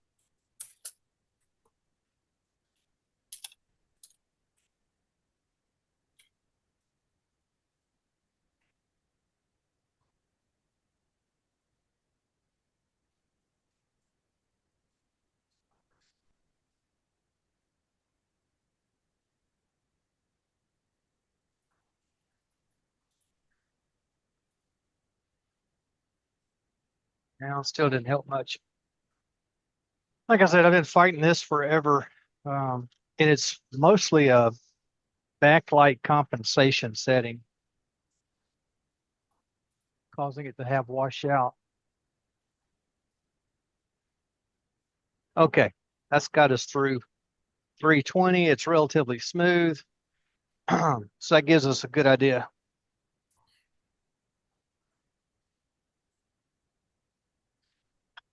So just a basic design, just a funnel kind of design. It's bigger on the front end than it is the back end. This is just a knob, just because megaphones are like that sometimes. Anyhow, take out that step center. That step center is made to go in chucks. You know, it grips around in this black area right here, and it grips very, very well. Unlike I love mine. I use it all the time now. Yeah. Unlike this one that is designed to go directly into the spindle. Yes, it has a little area right up here where it could grab and not cause damage to your chuck. What they tend to do is they cause you over tighten and you wear a place out in your on your jaw right up on the end of it. It's the inner edge of it, but still, the ones that are made to go in the chuck, like this one, those are fantastic. Yeah, Matt, I'm the same way. I've just about give up on all the other drive centers that I've got. I don't even think that I've got a step center exactly like you showed with the 2MT on it, and I don't think I've had mine out of the rack since I got the one that goes in the chuck. Yeah, I just use that all the time. Sure. Yeah, the one that goes in the chuck, it's just so much more convenient. You don't have to take your chuck on and off. And exactly. I am taking my live center out so that I don't, as the guy said the other day, he calls it the vaccinator. I've had all my vaccinations. Thank you very much. I don't need any more. I quit using my MT2 spur center or safety center because in my chuck because I got to where it wasn't running true. Yeah. Was that just because you used it so much, or because there was guck inside your chuck? I think it's because I used it so much. I'm not sure, Could be. but wow. I mean, the chuck runs true, and when I put it in the Morse taper, it runs true. It just don't run true when I chuck it up anymore. So I quit using it. I just Morse taper to it and be done with it. Gotcha. I'll probably be ordering one like Doug's using soon, just because I'm lazy.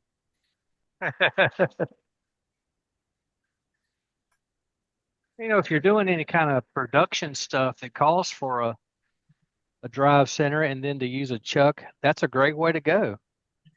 Yeah, it's faster. It's very fast. Yeah, you don't have to change back and forth. It makes a lot of difference. All right, I got to get rid of a piece of sycamore that's in my way. Now, I'm going to work it following this out a bit.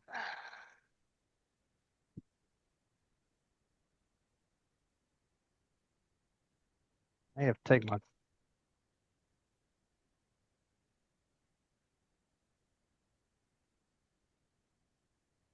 tailstock off. It's kind of in the way.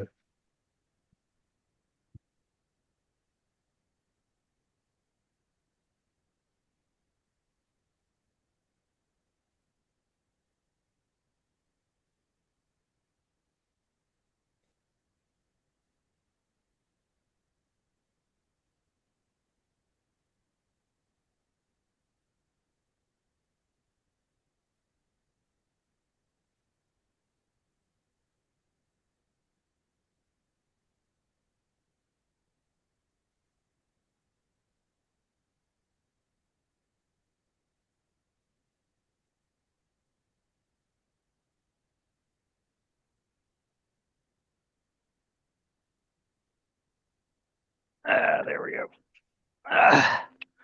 Phew. Man, somebody said one time that getting old was not for sissies. I'm starting to agree with them more and more all the time. I used to jerk that tailstock off all the time. Never thought about it. Now every time I do it, golly, I can take it off, but can I get it back on? Just switched over here to my #1 hollower. It just does such a good job on hollowing.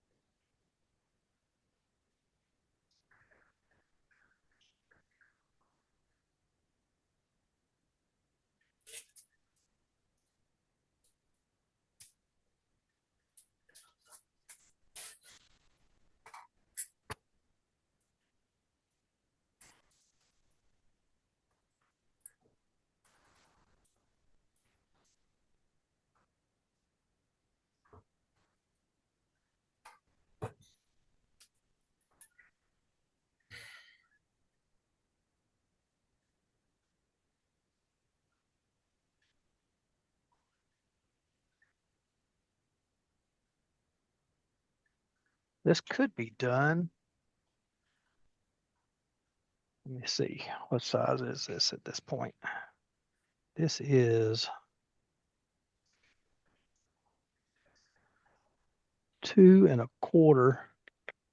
If I had the right size bit, I could run a Fastener bit down through there, take the bulk of this out.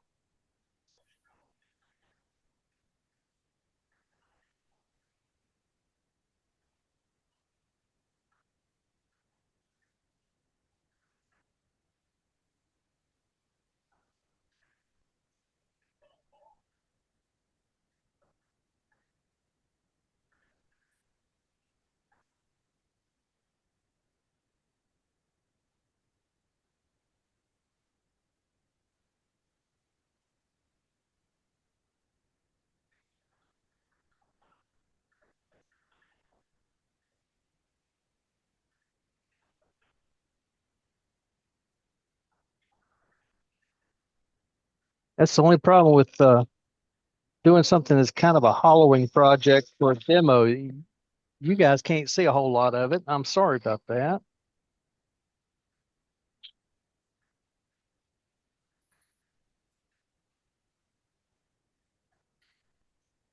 I'm taking a couple swipes, getting the bottom. Then I'll come back and kind of even the wall up.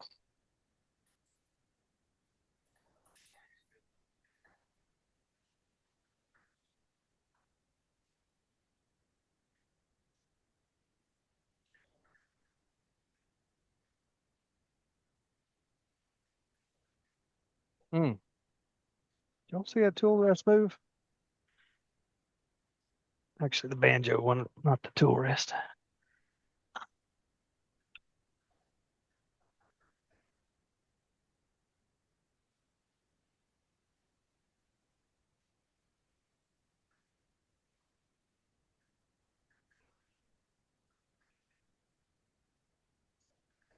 Got to be getting close here. Got to be getting close. Looks like it's 3 times deeper on the inside than it actually is.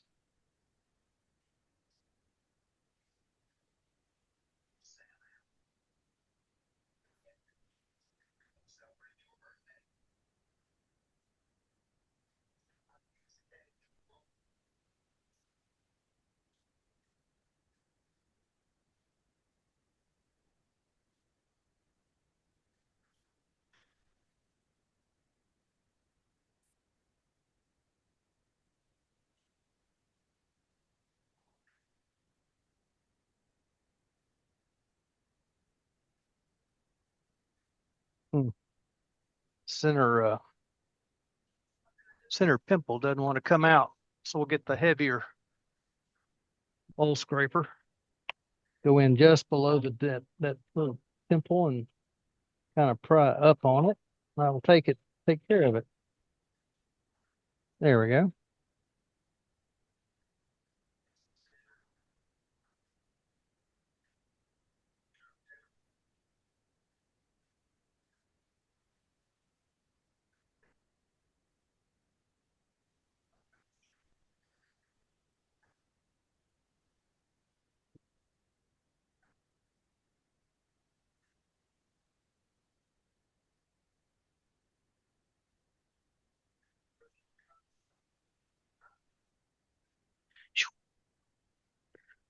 Take a second to blow those shavings out. Just a few. Like I said, I got to be getting close. Oh, I'm within half an inch, maybe less.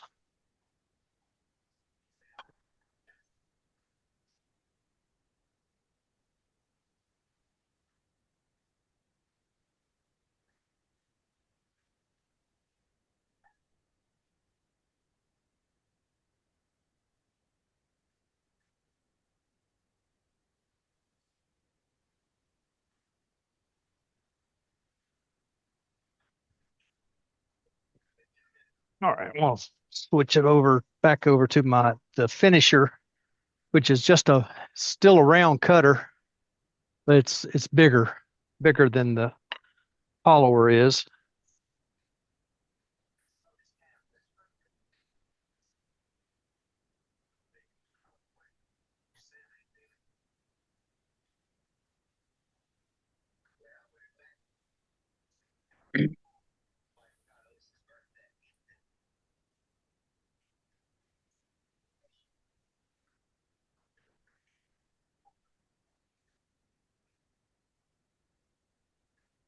Goodness gracious, where am I?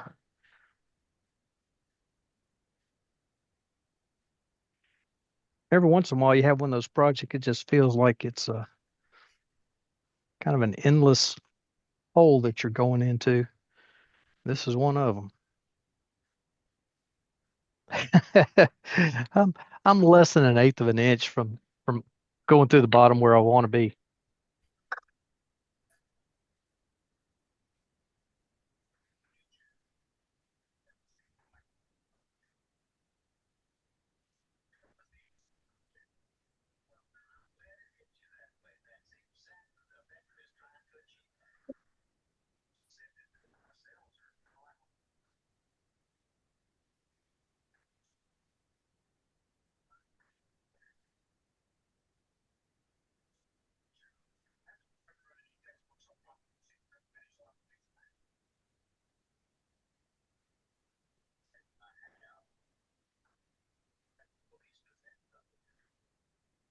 Starting to see daylight.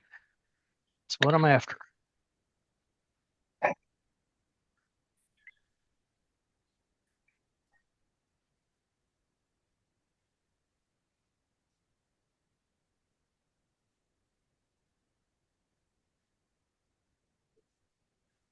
lot of people will show doing this project, um, doing all the hollowing and then cutting the slot.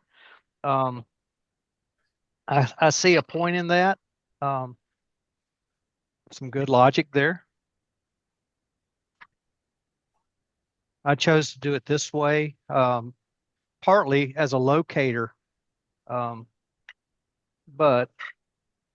nothing says you have to do it this way.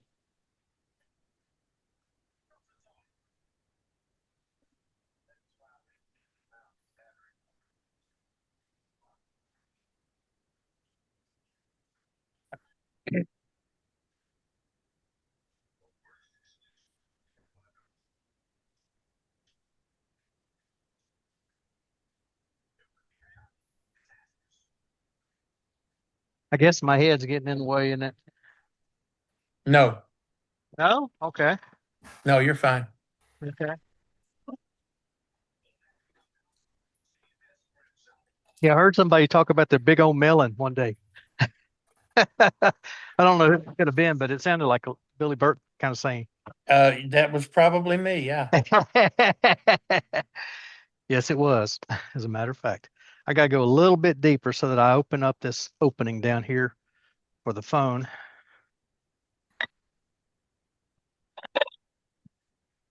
I don't get the big head. I got one.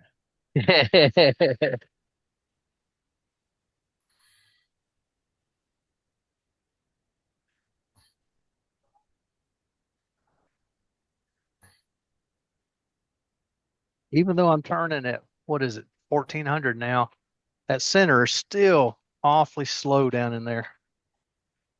It doesn't like to cut.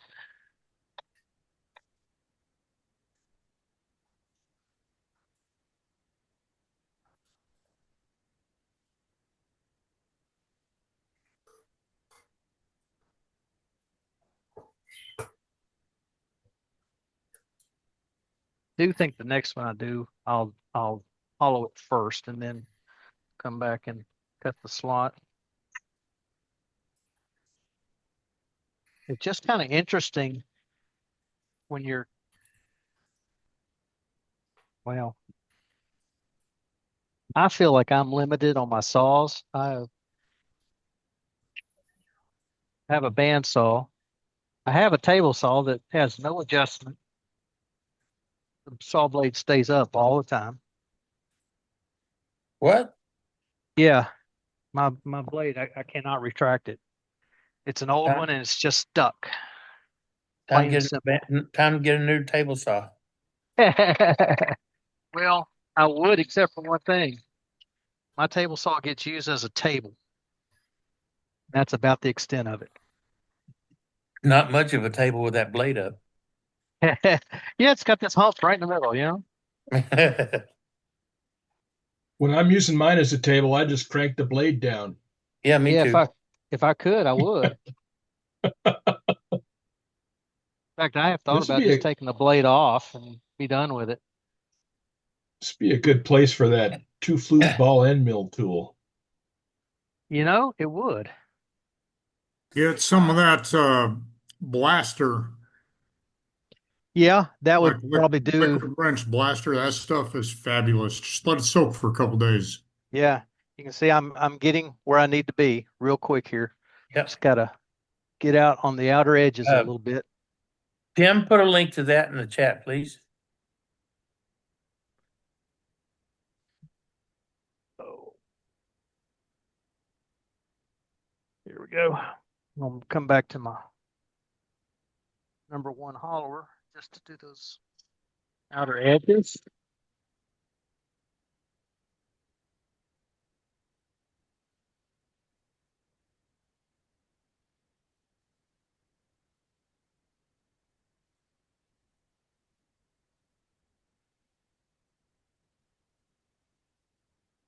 Yeah, that table saw was my grandfather's that I'm sure he pieced together. It's an old Craftsman table saw. Like I said, I'm sure he pieced it together. He was just kind of that way. I need to go all the way across. Okay. And then my dad used it for years and years. He finally replaced it with a Craftsman cabinet saw.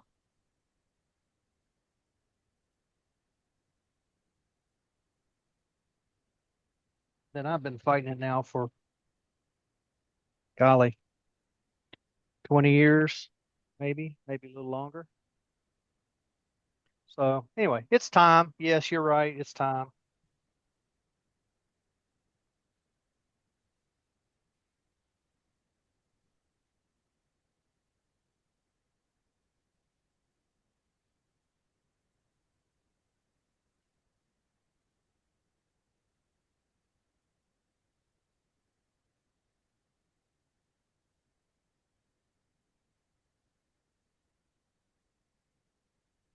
Dad wanted to get rid of it because he was trying to do cabinet stuff and just wasn't accurate enough. Wow.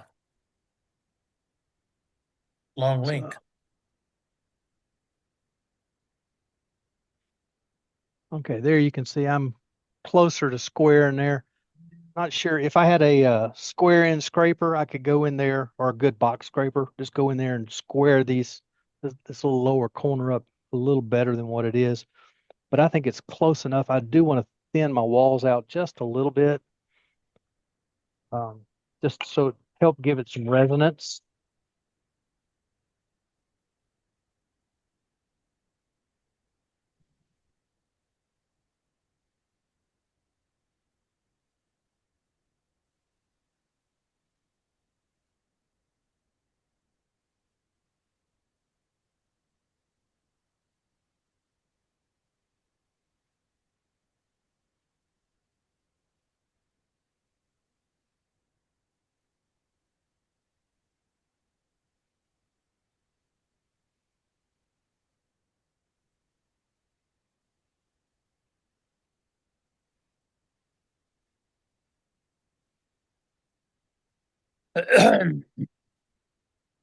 All right.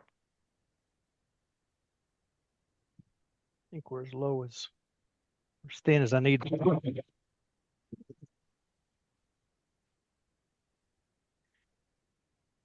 Oh, that looks pretty good from here. Yeah. We'll give it just a touch of sanding.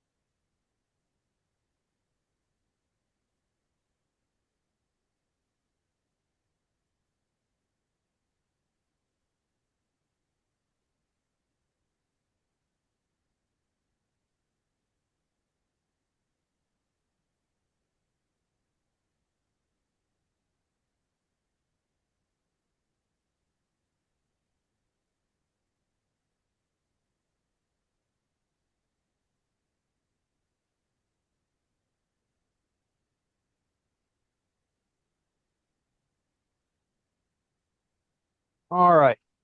This little jewel, it'll need some little bit of sanding right in this area just to smooth it up, clean it up a little bit. But I think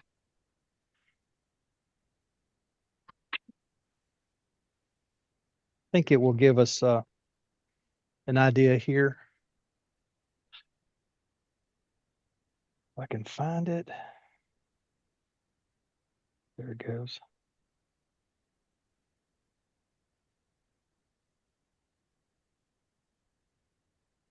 Well, I want to hear some blues, Doug. well, if I could find anything.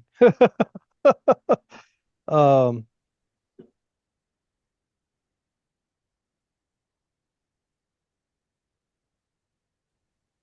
Music, there it is.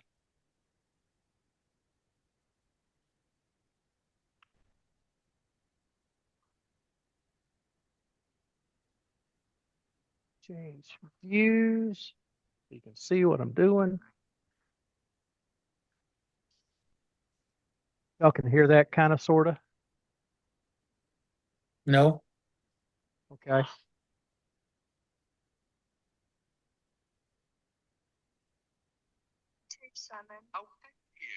don't know if y'all are hearing a difference, but I hear a big difference. I couldn't hear anything before, and I hear a little bit now. So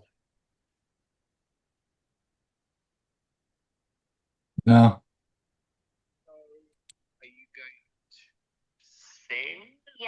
Coming through a little bit. yeah, I'm hearing something.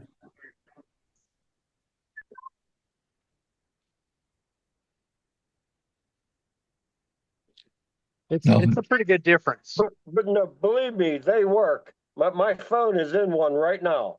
Believe me, they work. That is such a great idea, Doug. It's a simple thing. Making the cone. You started out with a little bit bigger piece of wood so that the end of your cone was a little bit bigger, and you came down to this size. I think it would be even better. Yeah, that comes out to 2.5 inches there, which is wide enough at the base where the phone goes in. But then if the cone was a little bit bigger around, my finished size. So how do you keep it from rolling? Let's say you set it on a table. How would you keep it from rolling? You have to sand a flat on it. Okay. Hit that on the sanding disc. Just, it wouldn't take much. Just bit and you're done. Okay. So, but yeah, you're exactly right, Matt. That would be the next thing. Take it over to the sanding disc. Hit that. Let that slot be at the top, opposite side. Just hit that on a sanding disc, and that would take care of it. Then you also, of course, need to take off the tenon. So that would be a simple matter of putting it in the chuck or on the chuck. If I had the normal jaws. Doug, is there anything special about the contours at the bottom around where the slot is? Not that I've seen. Most people people that I've seen just take they end up with a box scraper and just go straight down and make a flat on the bottom. Okay. Cool. This one's got a little movement on it because I don't have a box scraper, but that would definitely make a difference. But it's a simple idea.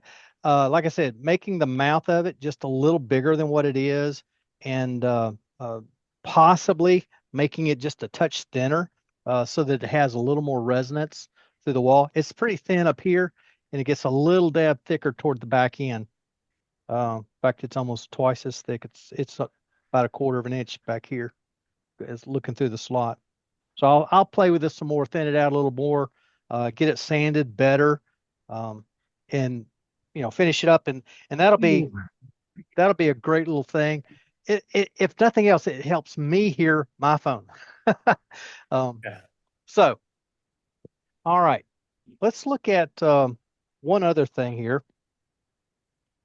Oh, and I just saw this. My sister actually said, "There's something for you," and it's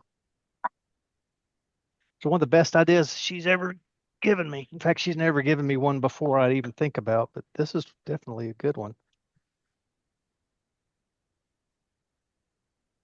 Oh man, this is why I hate taking my tailstock off. Getting it lined back up so it goes on. Yeah, that can be a pain sometimes. Yeah, you got to hold your tongue just right. Exactly. Stand There on we your left foot. Uh-huh. Stand on your left foot with all your weight on your right. Exactly. Figure that one out.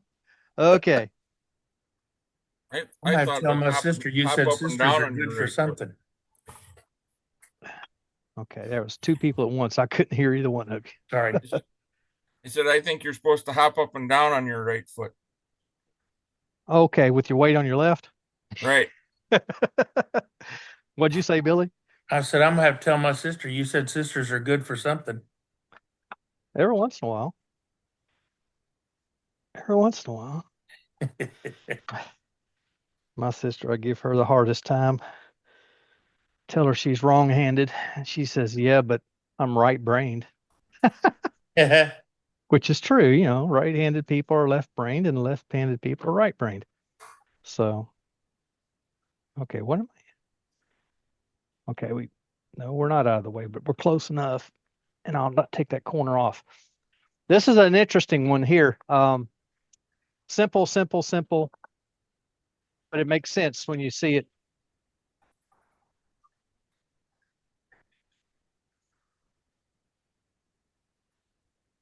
Wrong camera. There we go.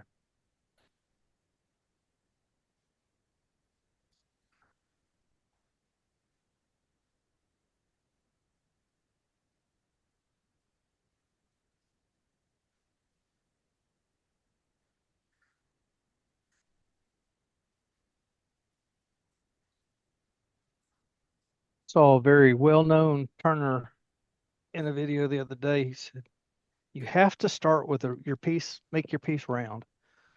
I thought, do you really? No, you don't. If Sometimes you it's a do, lot I've more been in trouble for a while. Right? Yeah, some of my more efficient ideas don't make it round till you absolutely have to.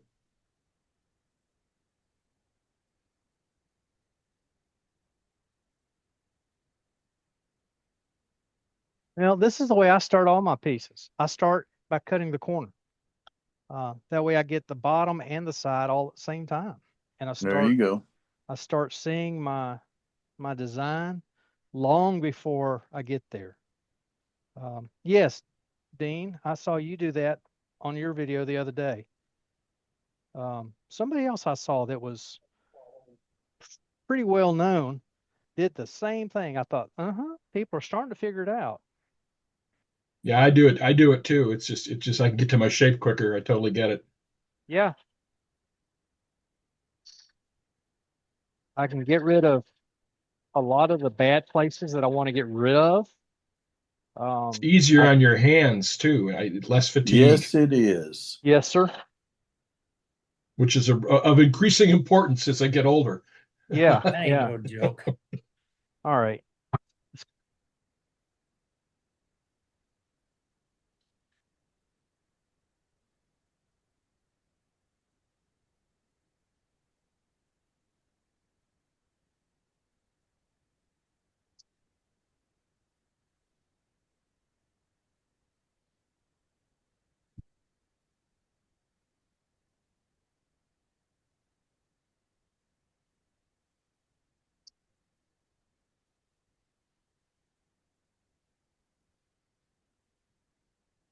This piece of wood is just large enough for this project. Got to have a, I've got to have a 4-inch opening in the top, and I need a little more outside of that for some.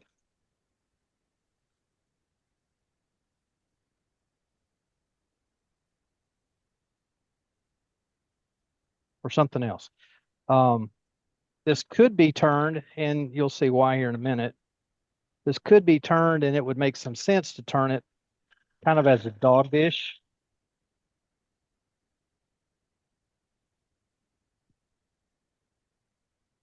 What I mean by that is simply straight sides, top to bottom.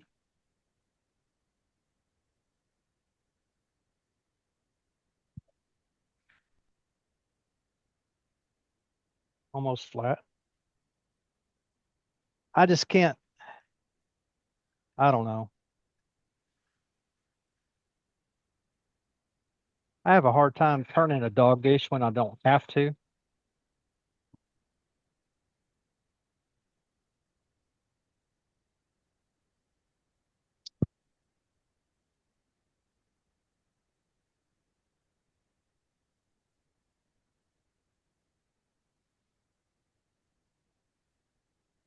Oh, this, by the way, is not a piece of that oak dunnage. This is a piece of maple. I wish I could tell you the backstory on it, but I don't remember it.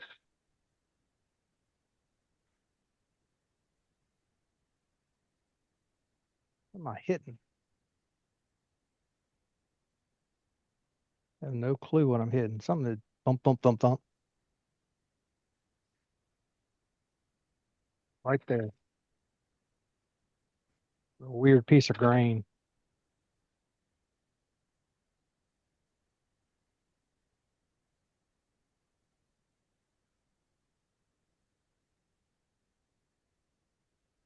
You mean we're supposed to actually remember where we got our wood? No, no. Just a lot of my wood I can, Billy. Some of it I cannot any longer. I've had it too long. Um, it's kind of fun when I'm down there down at the store and people come in, they start looking at things and asking questions. And when I can tell them the story of my wood, it's almost a guaranteed sale. Oh yeah, if your wood's got some kind of a backstory, it sells quick. Mm-hmm. Or just like this sycamore and the walnut that I'm getting from my son's place, just knowing where it came from. You know, the walnut came down in a storm. We were cleaning it up. He saw the sycamore tree. It's actually a cluster of sycamore trees. And he decided we took that one down, all the others in this cluster could grow better. And he's right. It'll give them more sunlight, more water, the whole 9 yards. So we cut it down. This was the biggest of the bunch.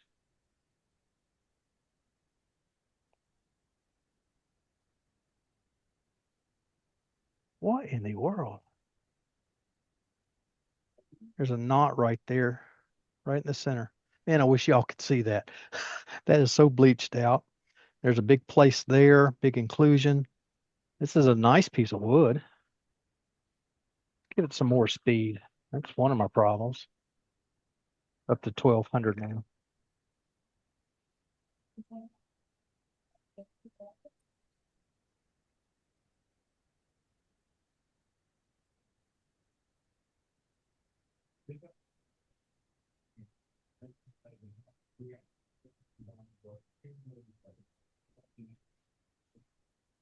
All right, here's for hoping I've got enough wood to do what I need to do here in a minute. Do a little bit of a shear scrape to smooth everything over.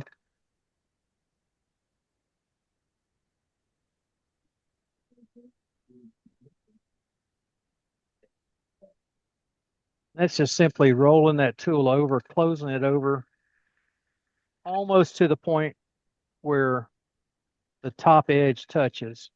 I've got my handle down so that the edge that is touching, that lower edge, is on an angle. It does a pretty good job.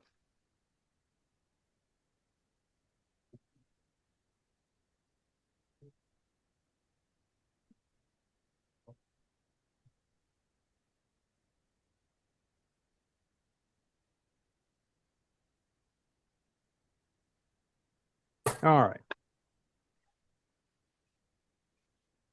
Slow my speed back down. Turn on the dust collection.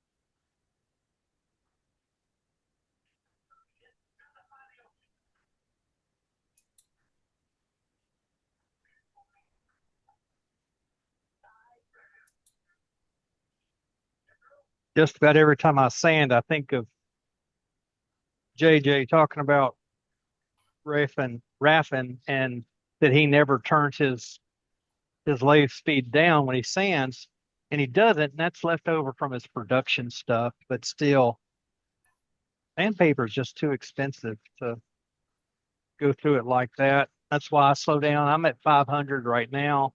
Could be a little slower, but 500 seems to be a good speed. Let the sandpaper do its job.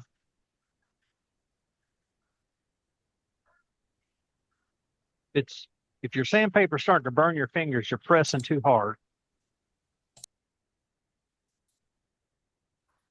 A little warmth is okay, but you don't want to burn. And that just loosens the glue on that sandpaper anyway, and the grit goes away quicker. Not to mention that you're dulling the grit.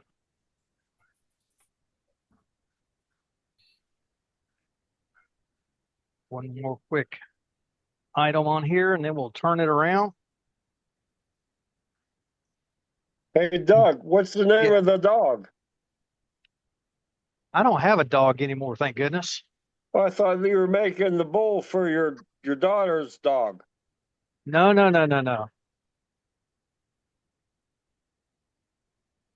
No, this is not for a dog.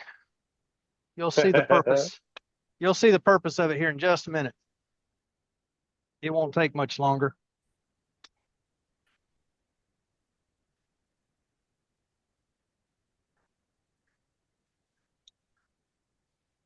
That back out of the way. Get the vaccinator out of it.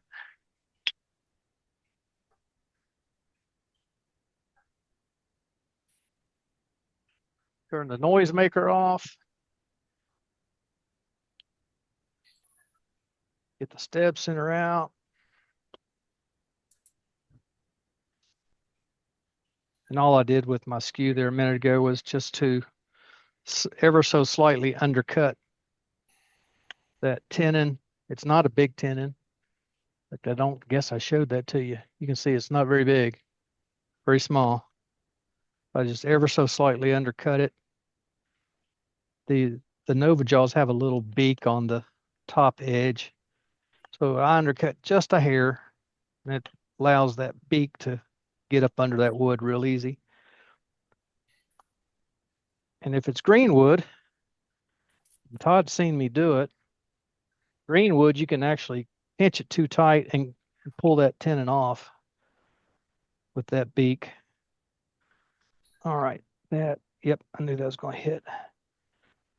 It's not exactly, I didn't square up the top edge. Run my speed back up.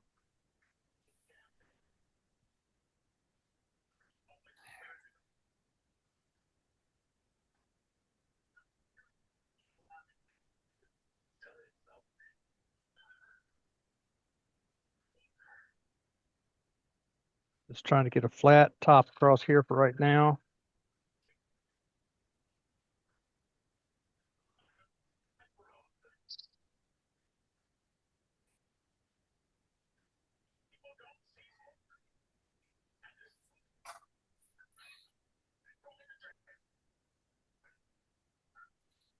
Again, if I change the camera, you guys can see what's going on.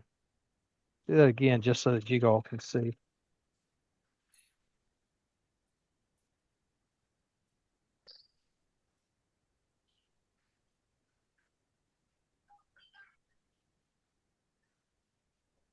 Now, unlike the phone funnel, amplifier, whatever you want to call that, this piece is face grain, so ooh, too bad it's not going to be just a plain old bowl. That'd be pretty down inside of there.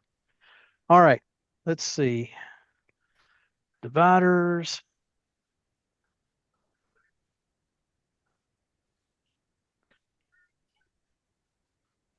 Clue.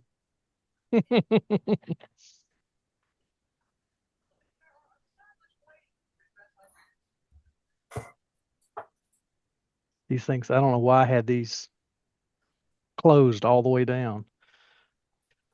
But they're not going to be closed now.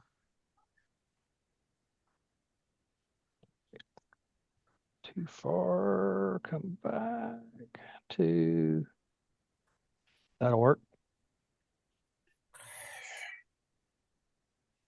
Oh, we'll make it work. I know how to make it work. At least have a good idea. Left side only, touching the wood. Oh, went the wrong way. There we go. Put my mark on there. This particular set of calipers, dividers, this set, I've got magnet on each leg there. So they sit right on the leg of my lathe.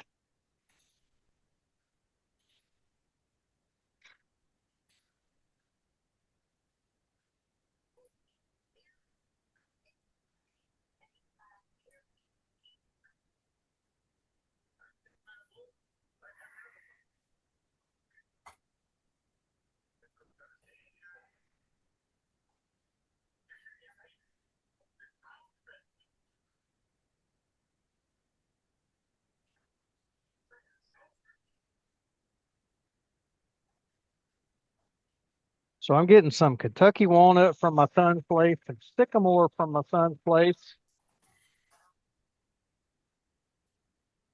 And if this big silver maple in my backyard, if it ever has any signs of issues, I'll have a whole supply of silver maple.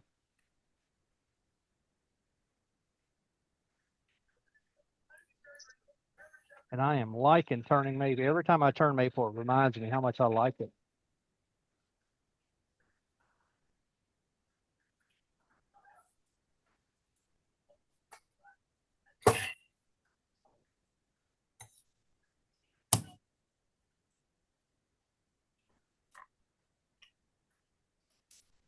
All right.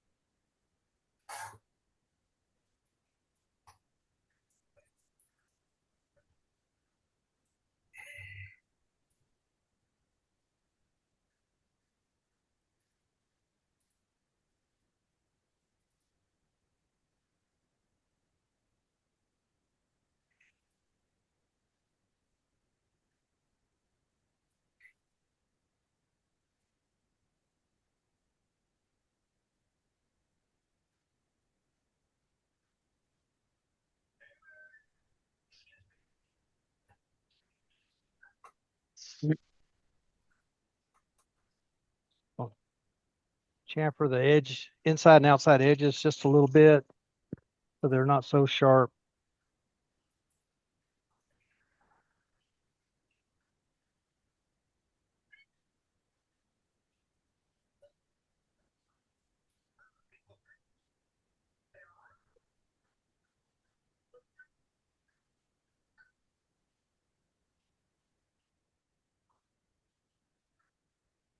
Oh, go ahead and get this out because I'm going to need it here in just a minute anyway.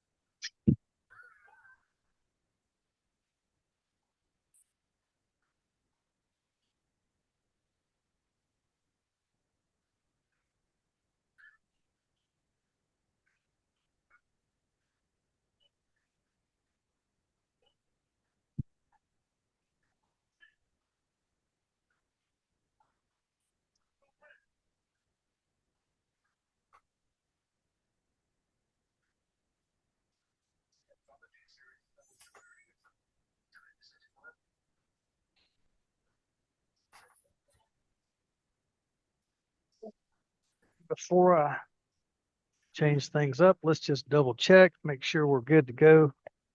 Off, off, off. Oh yeah. That's perfect there. Now, yeah, that's too small. Let me grab a drill bit here.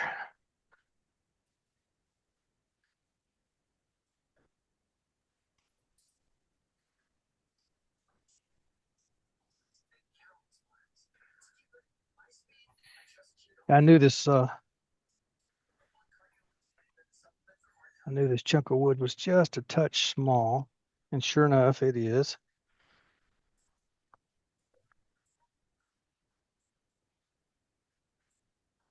There it is. But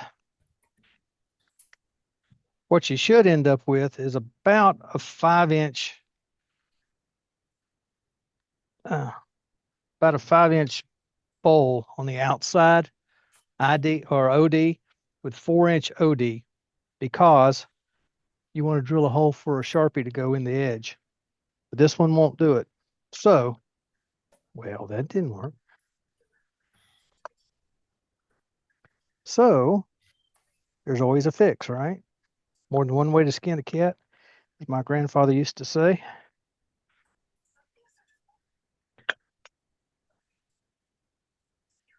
So what I'm going to do is I'm going to come in here just below the top edge and on an angle. Let's lock that so it doesn't turn. There we go.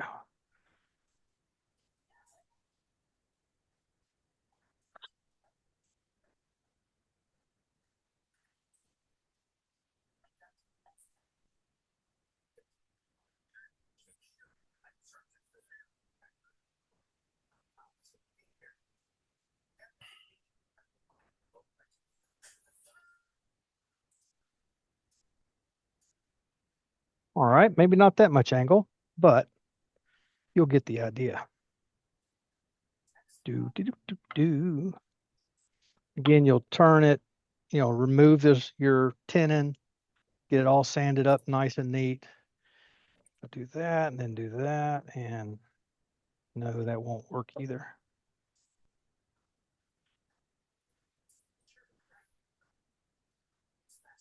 Demoitis.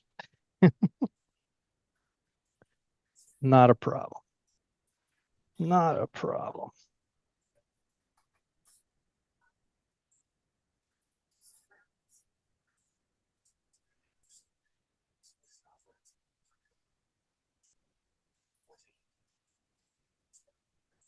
What you making, Doug?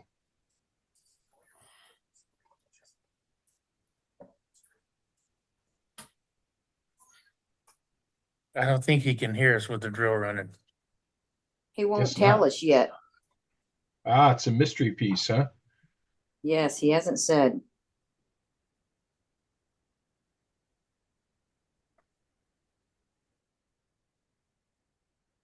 All right. I could hear you. I was concentrating. Oh, That was good. Okay. Simple heavy cup. Jim showed us a great napkin holder for picnics and whatnot. Forget the bad one. We've got a good one. Solo cups stack in there. Your Sharpie to put your name on it. Right in there. If this was wider, if the rim was wider and you could do it so that it stuck in the rim, that'd be great. But I didn't cut my piece of wood. Well, it was the size it is. So anyway, so there you go. A solo cup holder with the pen, so everybody can write their little name on there, and you don't waste all your solo cups. Uh-huh. Uh-huh. uh-huh. Now we see. So. Cool. My confusion is cleared.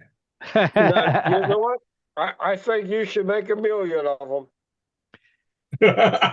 Get some. If they would I'm sell that serious. well, I would. I think you should make 1 million of them. It's a simple turn, as you saw. Real simple turn. That and this both. These are both simple turns. We've turned both of those in less than an hour and 20 minutes. So As big as my family is, that bowl would have to be quite a bit deeper. well, they stack. Right. Oh yeah. But I know what you're saying. Or maybe make 2 of them, Billy, so you can put half a sleeve in each cup or bowl. Yeah. So, and like I said, a little bit wider rim, and then you could stick your pen straight down. Would work out even better. But that hole there is not bad. In fact, I could go down. I used a 5/8. A half inch would be better. So there you go. There's 2 projects. Just over an hour. It could have been even less with a little practice. Doing them a time or two, you could do both of those in under an hour easily. So, and we're at 9:20. So, we haven't spent loads and loads of time. Nice Any job, other Doug. thoughts? Nice demo, questions? Doug. Thank you. Great demo. Very nice. Hey, Doug. I'm so the evening was enjoyable for the simple fact that you didn't just go and take a Forstner bit down and do it. You went and you were doing your thing, and you said to us, you guys don't know and see what I see, but you know what? Every one of us knew what you were seeing, and you know what? That's what made it more enjoyable. Well, sure. Because it was a very enjoyable evening. It just was. And for you not to go and do it the like quick way was like that was okay. That was okay. That was something that I wanted to watch. Yeah, So even with bowls, I don't typically drill my bowls. Somebody asked me one time, and they were dead serious. Why don't you drill? It would take some of the time out so that you could do it faster. I'm a wood turner. Right, exactly. I'm not a wood driller. Exactly. Actually, Doug, I find that you can actually turn it quicker than you can put the a chuck lot, in and drill a it. lot of times. A lot of times. I agree you're with exactly that. right. I agree with that. I was thinking I've got the a same special thing. Morse taper 2-bit that I'll use to go down to depth. Mm-hmm. But that's pretty much it. The rest of it, I just turn. I've quit doing the Forstner bit thing. Right. Right. Yeah, That takes time. I'm sorry. That was the most entertaining part, that you decided to go down that road instead of the other road. I said, Yeah. that's great. Well, I would have had to. It takes time to drill that you can be just turning and you can get down inside there very quickly. So fantastic. And then The even evening after was so enjoyable. when you set it up with your Jacobs chuck in your tailstock and you do all that, you drill it, then you have to undo it all. Yeah. And so Right. you got set up, the actual drilling, the tear down with, I didn't time it. I don't know how long it took me to hollow that thing. It took longer than I wanted it to, but it still didn't take all that long. No, it Didn't didn't. take said, me It an was hour to entertaining. find the didn't. drill bit. It was didn't. entertaining. So anyway, Good job. that's It was a nice entertaining. little personal help with entertaining. with watching videos on your phone. Like I said, if you made this where it tapered even more, about it needs to be about this size at the back end, but the top end probably ought to be another 3/4 to an inch inside diameter, just so it gives that amplification as it comes out. This is So a-okay. Go ahead. I see some of those amplifier things where the slot is slanted. Yeah. Does that make a difference? Matt, I don't know. It could. The thing about this one, I stopped it less than halfway down, and so the speakers are sitting up fairly high. I've seen some where they go almost all the way down. Okay. And in that case, they need to be slanted. So Yeah, I I d- would think that would block the sound. Yeah. I have not researched it that much. But like I said, most of the people, every once in a while you see somebody do it the way I did it, where they cut the slot in at first and then turn it. I think turning it might be a better idea. Turn it first, hollow it out, and then cut your slot. I did that with the bandsaw while it was square. It was really easy to do it that way. If my table saw went up and down, uh, I could do it on that while it was square, and even tilt the blade just a little bit, and just make like 3 passes across. It'd be Right. upside down in that case. Yeah, like that. Ring, ring, ring. Right. About 3 passes would take care of that. Um, it was done a joke. Nice big crack in it, but it's internal. It's an internal crack. Strange, but anyway, Cool. yeah, and like I said too, using a box scraper, so you get that bottom nice and square down there. That might help as well. A little more sanding definitely will help. A little thinner in this, from that much of it needs to be thinned out still. It's still pretty thick. So I could do that, and that would give it some more resonance. A little flat on the bottom, so it won't roll. And it'll be a good personal speaker for me. This Doug, this thing is another story. I'm sorry. Oh, you're fine. No, maybe you said it before and I didn't hear you. What is the length of your last piece? What is the length from top to bottom? Oh, the height of this one? No. The other, the Oh, the speaker thing. Speaker. Yeah, speaker. Yes. What's the length of that? It is 5 1/4 inches, not Okay. including the tenon. All right. If you include the tenon, it's 5 1/2. Yeah. Okay. I mean, right. No. You know what, Doug? Thanks. Thanks for sharing. Absolutely, I got a absolutely. It's my question, Doug. pleasure. What's that? When you finish that, will you finish the inside? And if you do, will that change the effectiveness of it? I will.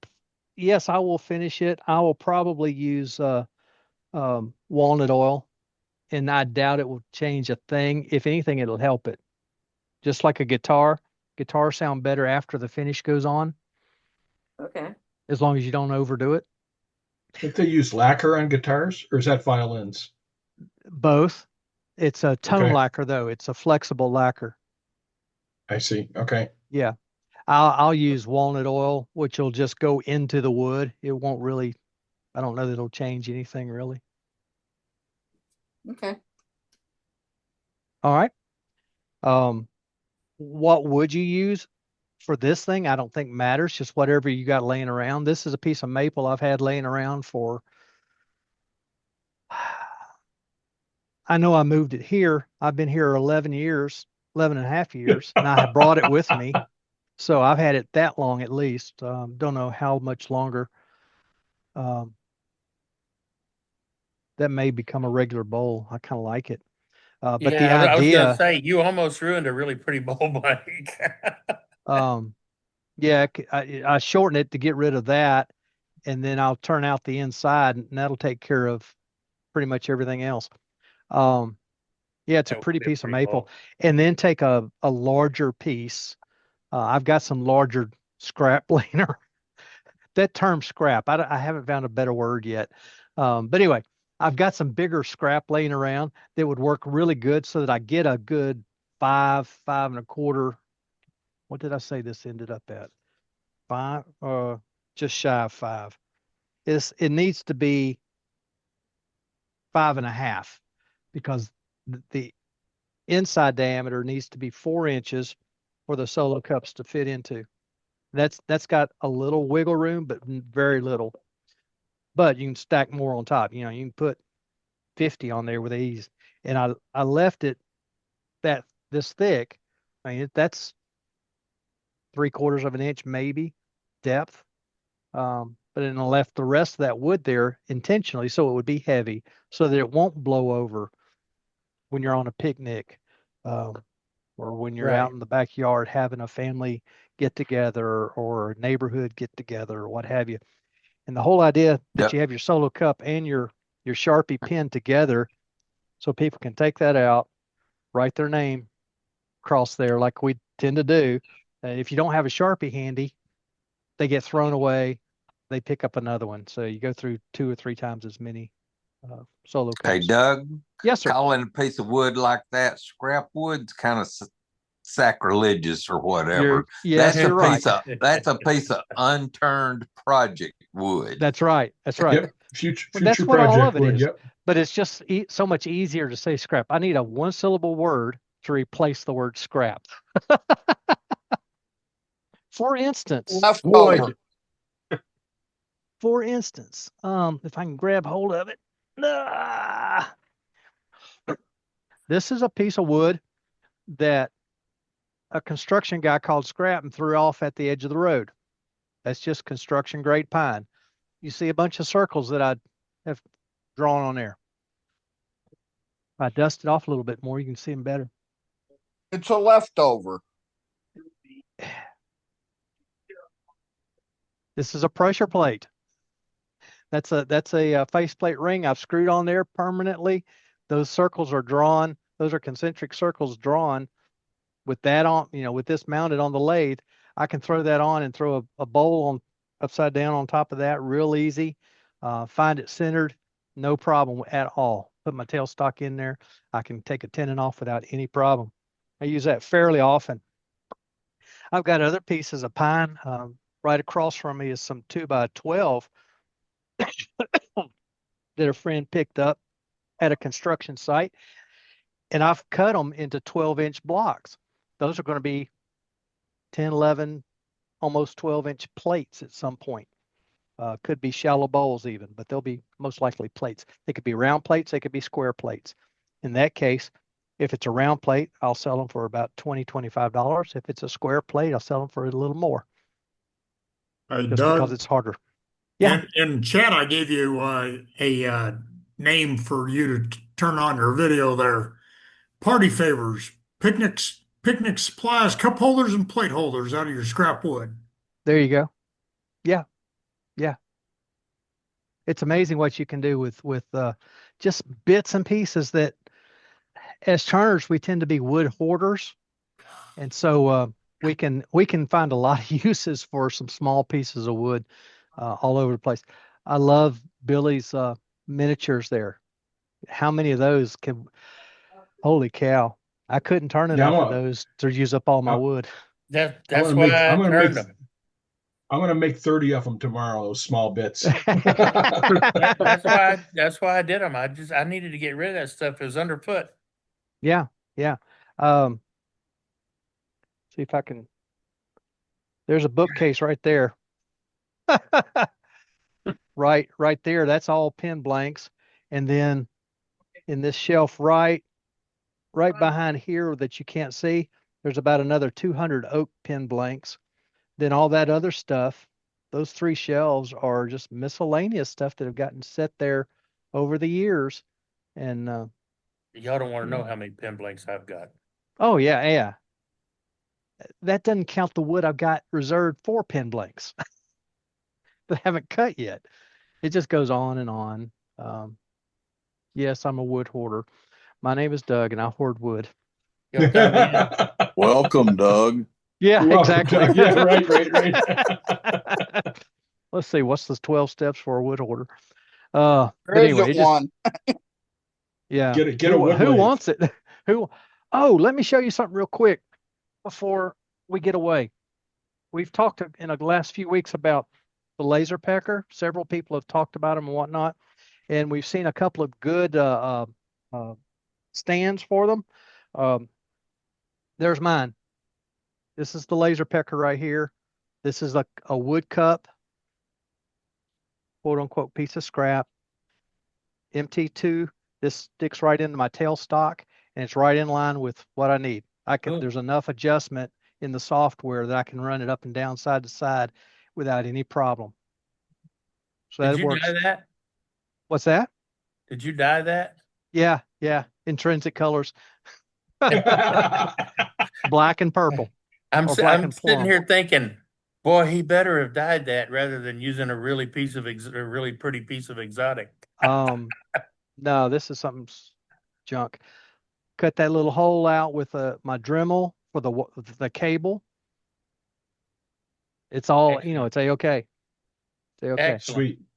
That wasn't even my idea. That was Zombie Woodturner's idea. He got it from somebody else. So, it works tremendously well. I do all my bowls with this now. I get through turning them.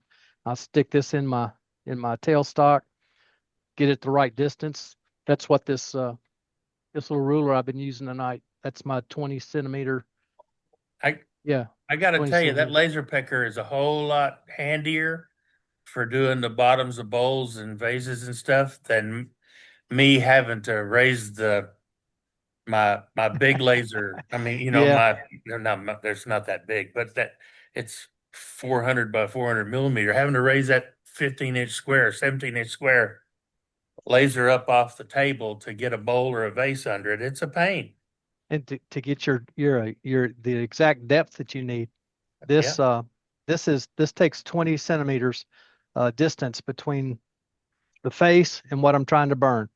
I've done it as short as 17, I think, and as long as 25, 26, and it comes out beautifully just the same. It doesn't have to be exactly 20. It can be a little more, a little less.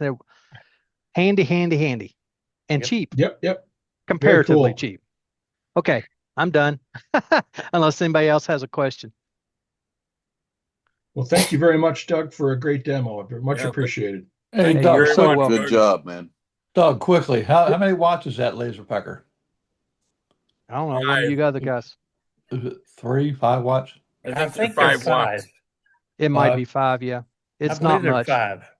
Yeah, if you shot your hand with it, it'd burn you. But I don't know that it'd kill you. The thing with the lower watt lasers, like the 5 and 10 watts, you can't get as deep a burn, but you get a whole lot finer detail line. Yeah. If you're signing the bottom of a bowl, you don't want to go real deep. Right. Yeah. So I've used mine on paper before, brown paper, and it works a treat on brown paper. You have to turn it down, but it works well.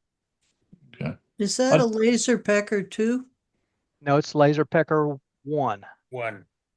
Does it stay fixed in your tailstock or does it move in your tailstock? It fixed. It's fixed. Yeah. It doesn't move around.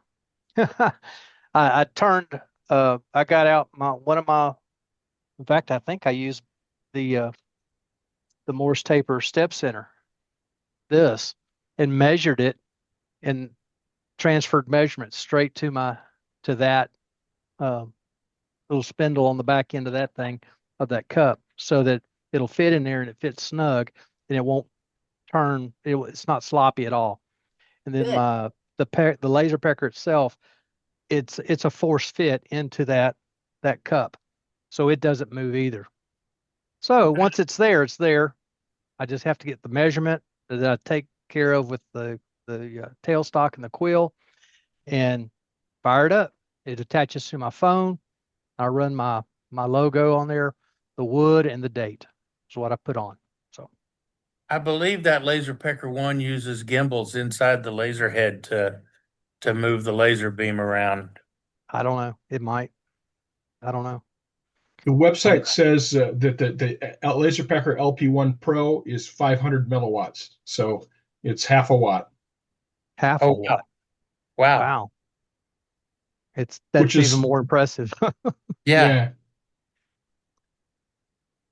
So I thought it was more than It that won't too. cut, but it does burn real well. Yeah. Yes. Oh yeah, it won't cut. I was just looking to see here if I had something.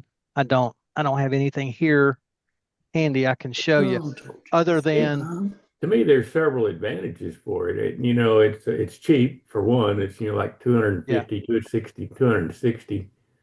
And if you get the new one, it comes with great software. Yeah. And the software comes with it automatically. You don't pay extra for it.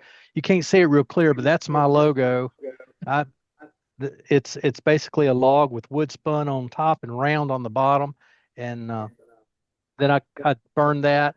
It usually takes 30 seconds or so, depending on the wood. If it's like walnut and I have to do it really hot and really deep to get it to show up, it takes a little longer. How long does it take to set up? To put it in the software? Well, let's just say if you was to put that speaker, turn it around backwards, put it back on your lathe, put your laser pecker in there and laser something for us. Would you be able to do that real quick?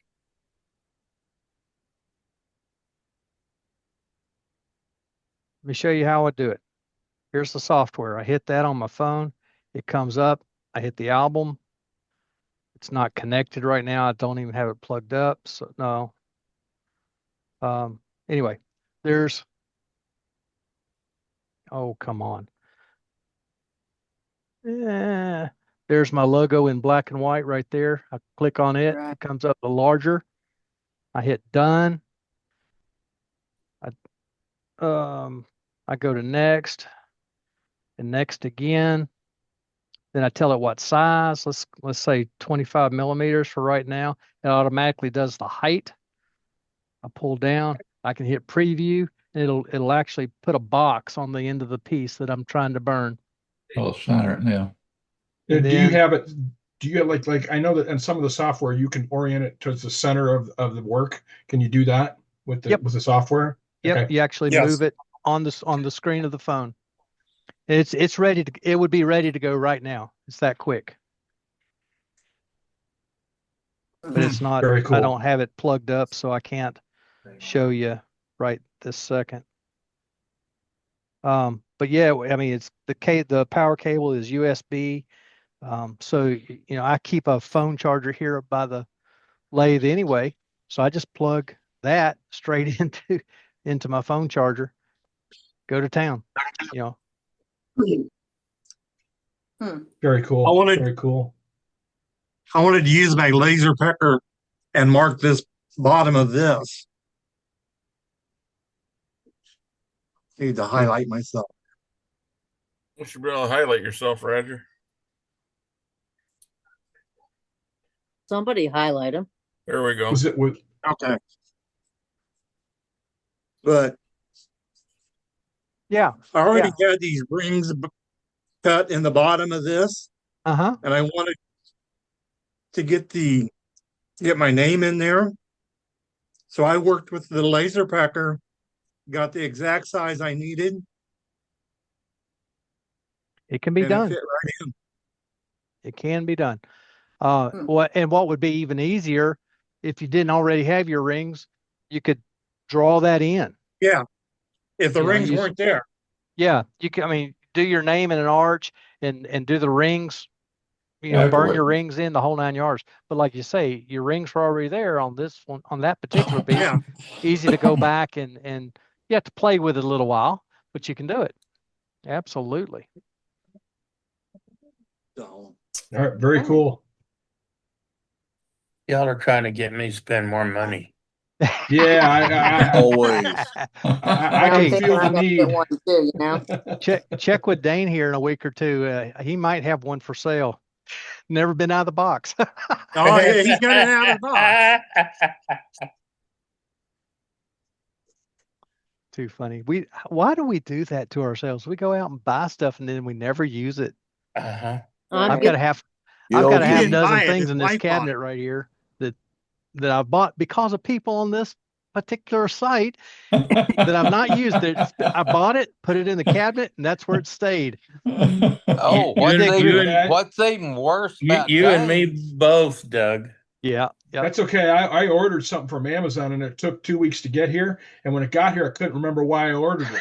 I knew it was from the meeting, but I didn't know why. Oh, surely Yeah. not. I mean, the Guys, best thing we've done. What's bad about Dane's laser pecker?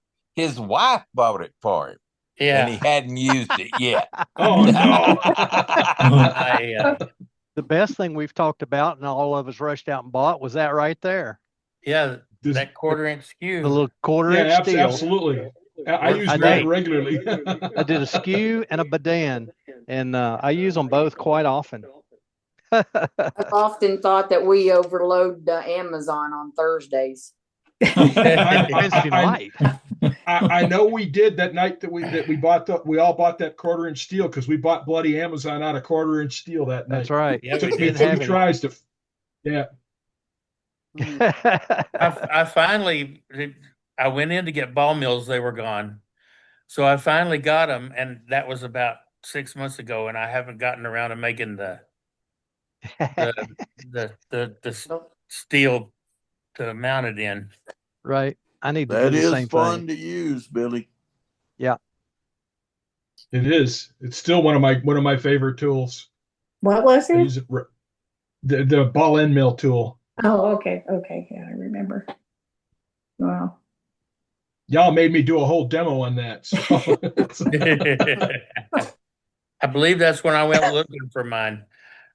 Could be. And they were sold out by the time I got there. Well, I think I get mine from like a tool supply store, like Performance Tool Line or something like that. I don't remember.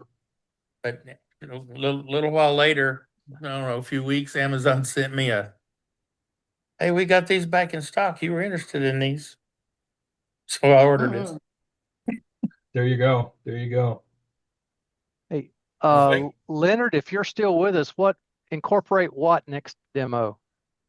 Tell me what he wants to see the laser pecker in operation. Oh, okay. We could do that. Yeah, we could do that. Didn't have to be a whole demo. We could just show that one time. Hey, Doug, quick question. A dummy like me, how hard is it to get used to one of those? The laser pecker? It Yes. was not hard at all. It's easy. I had to figure out the language a little bit because it is a Chinese thing. It's Chinese made, and their instructions are kind of sketchy. Once I figured out their language and how they were, what they were saying, it was very, very easy. Very easy. And if you have somebody show you, speak Chinese and you got it made, huh? Oh yeah, if you speak Chinese and can read it. The translator in there. I came real close to just tossing the directions and just figure it out. I mean, 40% of it I just plain figured out anyway. The directions are only like 2 pages. I mean, we're talking it's not much. pages. It's not much. Yeah, if somebody shows you one time, kind of step by step, it's simple. I have walked 2 or 3 people over the phone, walked them through it. It's the easiest software. That's the only reason I bought it, because the software was so easy. Yeah, it's super simple. I didn't want to have to learn anything. You can go to YouTube and there's places they'll walk you through. Yep. That's where I got most of my good instruction was off YouTube. Yeah, that's what I was asked. Yeah, is there a YouTube video on it? Oh yeah, there's several. Yeah. You don't have to learn Lightburn or any of those other programs. I'm not saying there's anything wrong with them. They're great programs, but the software that comes with the laser pecker is very, very easy. Okay. That's all. Very cool. Thank you. Thanks for the great demo, Doug. Thank you. So That was welcome. fun, Thank too. you, So Doug. welcome. Yeah, good job, man. And Yeah, I'll it was fun. mention to Dane that we want a demo on how to use the laser pecker. Okay, that's fine. I don't mind doing it. And maybe we'll nominate him to use it, and that way he can at least take it out of the box and use it, right? Yeah. Get Dane to do the A demo. couple weeks ago, he had it out of the box. Oh, he did. Did he? Yeah. I missed that. I missed that Well, that too. was like at 1 o'clock in the morning. Oh, Yeah, I think we he kind didn't of even shamed remember him it. into taking it out of the box. That probably shamed him into it. Yeah. Yep. Yeah. That's all right. He probably doesn't remember it. Yeah. We got about 10 minutes at the top of the hour. Matt, do you have any more gallery for the folks? We do. We've got a number of people on the list. So let's start with Roger. Okay, now you guys think that you've seen this bowl before, Yeah. but you saw this one. Yeah. Had to make another one. Very nice. Nice. So one of them was made for a gift, and I said, well, I want to keep it here. So I made a second one. There you go. Very Has your good. wife seen these yet? Yes, she picked out the one she wants to send to her friend. I gotcha. Okay. So Very nice. Very I love nice, your bowl. Roger. Very nice, Roger. Very cool. that's all I needed to show. Good Roger's job. got a All lot right. of Next up is Jason. What you got, Jason? Okay, I got a little cherry bowl.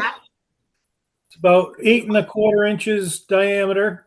It's got a wide rim on it, and just kind of. I tried to make a catenary curve, but I goofed it up on the corner, but that's okay. But it doesn't have a flat spot on the bottom. It's just nice and curved. Cool. Very cool. Very cool. nice. Nice What kind figure. of finish? So that was it. Thank you, Jason. Thanks. And then we've got Tom Wing said he has something. What you got, Tom? I've got a box elder bowl that Nice. That's pretty. this was a tree that was growing up against my daughter's barn. She's got a 1940s barn on her property. There was 20 trees around the barn. I cut them all down. I was afraid the barn was going to tip over, but it didn't. And but it's a little punky and it needed a lot of wood hardener and things like that. But it's pretty doggone red. It's Beautiful pretty. color. Yeah, it's a wonderful color. Yeah. Then I had a red bud bull. I don't know.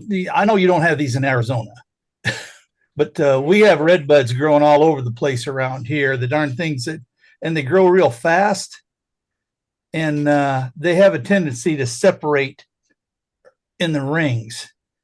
Yeah, they do. Yeah, but it's real pretty wood. Yeah, I've turned a few pieces of red, but it's gorgeous. Yeah. It's Yeah. bad about cracking though, like you said. Yeah, but they got kind of squiggly grain, kind of like sycamore has. Hey, Tom, Yeah. Beautiful. that's an Alabama redbud.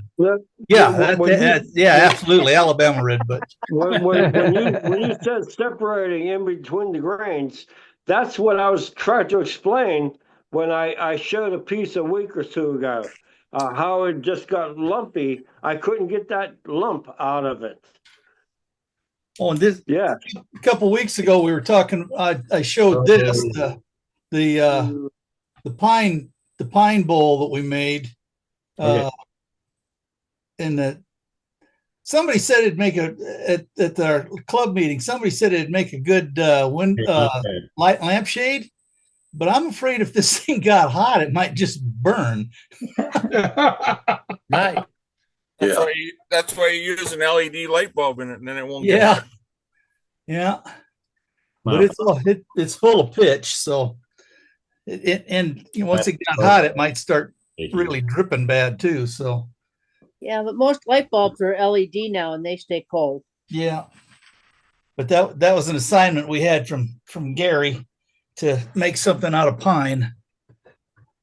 Well, it's beautiful. Very cool. Thank you, Tom. Yep. So, and Ruby said she had something else to show. Yeah, along the lines of Doug's demo, this was a phone thing I made just from a cube, about 3 inches square. Just put a small slit down it, and then just hollowed it past the slit. Cool. Yeah, perfect. So then your phone just sits straight in like this, and it works quite well. Very cool. It's even easier to make because it's already square, so it sits flat on the table. Yeah. Right. So that's just another alternative. How deep is that one? About 3 inches cubed. Okay. Huh. I like that design. And you just make sure you hollow it so that you're past the opening on the top. Mm-hmm. And the hollow bit is bigger at the front than in the back, right? Right. Yes. It's funnel shaped. Yeah, conical or whatever. Okay, cool. Yeah. Okay. Good design, Ruby. Oh, nice. Thank you, Ruby. So Terry's got some stuff. What you got, Terry? Okay, I'll try to be a little quick. I wanted to tell you a couple of stories. Back a month or so ago, Mark showed some pieces that he was doing, and I wanted to copy it with making an egg, kind of follow it, not copy it, but using his thing. So I made the egg. And when I was getting ready to make an egg, I wanted to make it perfect. As you can see, it's kind of nice. So I went in the house and I got the box of eggs out, and I went all through them until I found one I really liked. Then I took it out in the shop and measured it all up, made a storyboard, and set a couple of calipers up, and that's how I made the egg. Well, I went on my way, and I'm pretty happy with it. And a couple of weeks ago, I started getting a real bad odor in the shop, and it smelled like something died in there. And I said, what the heck? And I hunted and I hunted. I moved everything and I looked. I thought maybe a snake or a frog or something got in there. And I did it 3 or 4 times. I went looking for this. Finally, last week I was out there looking around, and there was a bowl up on one of the shelves in my shop, a wooden pre-turned bowl that wasn't finished. And I had put that egg in that bowl instead of throwing it out. And it hatched. The egg actually hatched. It was so warm in the shop, and that bird was dead in the bottom. Oh no! Oh my God! He hatched him, but you didn't feed him. Oh my God! Could you believe that? No. Oh, that's wow. Anyway, I thought you'd like that story, but I got a little more to go on. A couple weeks ago, 3 or 4 weeks ago, I was showing a couple of lighthouses. Said I didn't know what I was going to do with them, and told you I was going to try to take them down to the art center and sell them. And I wasn't real happy with them, but they were okay. So I took a couple of them down there. Well, I didn't even get home, and they called me and told me that they sold one and wanted to know if I had one to replace it with. I said, okay. So I took, make a long story short, within like a week and a half, they sold all 5 of them. Oh, wow. So then they're asking me to make some more. And I'm not a production turner. And it's so hot down here. I've got an air conditioner in the shop, but if I don't go out 5 o'clock in the morning and turn it on, I can't work in it till it's too late to do anything. But anyway, I played with them for a while, and I made some, and I got some. This is one of them, and this one's got a multicolored light in it. Nice. And what I do is I drill all the way through the bottom so that it relieves the stress on it, because they're all green turned. And then I microwaved them several times until I got most of the weight out. But that one's got a light in it. And I'll show you some more of them, but if you'll look, the top's a little askew. I made them too tight on purpose. I'm going to let them set a little while because they're moving around still. and then I'll have room to fix them so they're right. And this is another one. Oh, this was some turquoise stuff that I found at the Hobby Lobby. Didn't know whether I'd ever use it or not, but it was on clearance and it was cheap. So I put it in there and it looks kind of tacky, but I got a bunch of it actually. And it didn't work real good. It's mixed with JB Weld 2-part clear epoxy, it's called. And mixed it with that and put it in there and it came out halfway decent. But I think if anybody was going to use it, I think it would be a lot better if it was poured. I think it would make a real nice blank if it was like a pen blank or something if you were to pour it. And another thing, these lights that I use in them, I've got a bunch of them from different places and they're all different sizes. They all look alike, but they're all different sizes. I got like 5 different sizes, so some of them fit in the holes and some of them don't. And this one, I'll show you one more. There's 5 altogether, but I won't take up all the time. This, this is the one I was going to show. This is I don't know what the wood is. Something I picked up off the street, but it was like this all the way down. And I took a scaling hammer, an electric scaling hammer with little divots on it, and roughed it all up. And then I burned it and cleaned it back down again. No, that's not the one. That's the bark. That's the wrong one. This is the one I took the hammer to. Okay. See, I just dimpled it up with a scaling hammer. And then I burned it and cleaned it back down. Jerry, how are you attaching the lights? See, how do I get to the light? Just take the top off. Okay. Question. Got it. Yeah. You know, everybody, there's some do's and don'ts about lights, and they talk. Some people like them, some don't. And the same thing with the turquoise. There's questions. People say it looks tacky, but sometimes the girls like it and they buy it. So I don't know what looks tacky and what don't. Well, I think it looks interesting, and I liked it because you filled in bug holes and stuff. I think it looked nice. Yeah, it looks. So it does that, and we got down. I think Joaquin might show the one that he did, and he made a small one without any lights in it. And I kind of like that, and it looks a lot simpler. And there he is there. You got him up there. You got your lighthouse, Andy? No, it's at the gallery. Oh, go get it.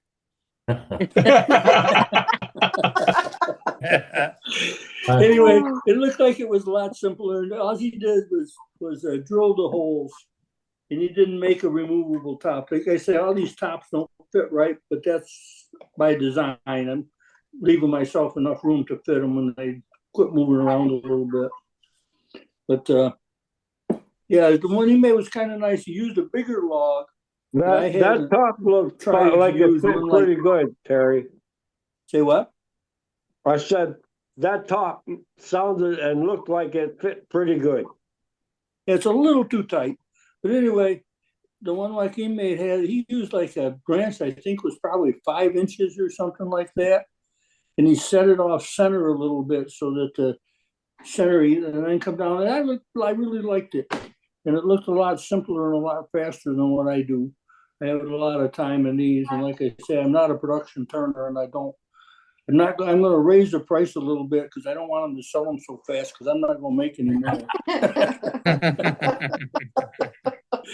All right, well, cool. That's Well, all I thanks, got. Terry. Bye, Thanks, guys. Terry. We are going to Joaquin next because he's got something to show. So, yep. Yeah, let's see. Well, I got a surprise. About 2 weeks, I received this package. It was in a Chewy box. And I said, I haven't ordered no dog food. Chewy box for somebody ordered food that don't belong to me. And so I brought it in the house and I opened it up. And here's 3 logs in here, Norfolk Island pine. I said, who in the world sent me this stuff? I dig down at the bottom and there's a note there from Safety Sue. She said, I was going through my stash and thought of you. And it said, because I reported how all our Norfolk Island pine trees have frozen here and died. We have none left. So I said, okay, I got to try to make her proud some way. So This is a brandy. Oh, I like it. Oh, that's wonderful. I started out, I wanted it to be a box, a lidded box. Uh-huh. And I thought, there's no way I could cut this and match none of this grain. What are you going to do with it now? And I said, wait, because I was going to put a knob here. I said, Yeah. we're just going to make a goblet out of it. Okay. Pretty? Yeah. That's Look great. at That's that. great. Nice choice. That's nice. Great, Joaquin. That is beautiful. Looks nice. Very Thank nice. you very much, Sue. You made my Yeah, day, girl. You did good on that one, Joaquin. Thank you very much. That's really pretty. That's really pretty. I got one more piece left. The other, the second one, it kind of too punky, but I got one more piece. It's a bigger piece. I'm saving it to do a boat with a little lid showing all the branches. But we'll see how it works out. Thank you, Sue. You're welcome. All right. It's nice. I love that North Fork Island pine. I Too do. bad we lost it all. All right. Well, we've got that's everybody on my list. So I'm going back to Scott here. Yeah, you there, Scott? Yeah, I'm here. So So looks like we're basically at the top of the hour, so we're gonna start the after hours for a while tonight. Thanks everyone for coming. I will let you know next week how Dane's doing after his surgery tomorrow. And we'll go from there.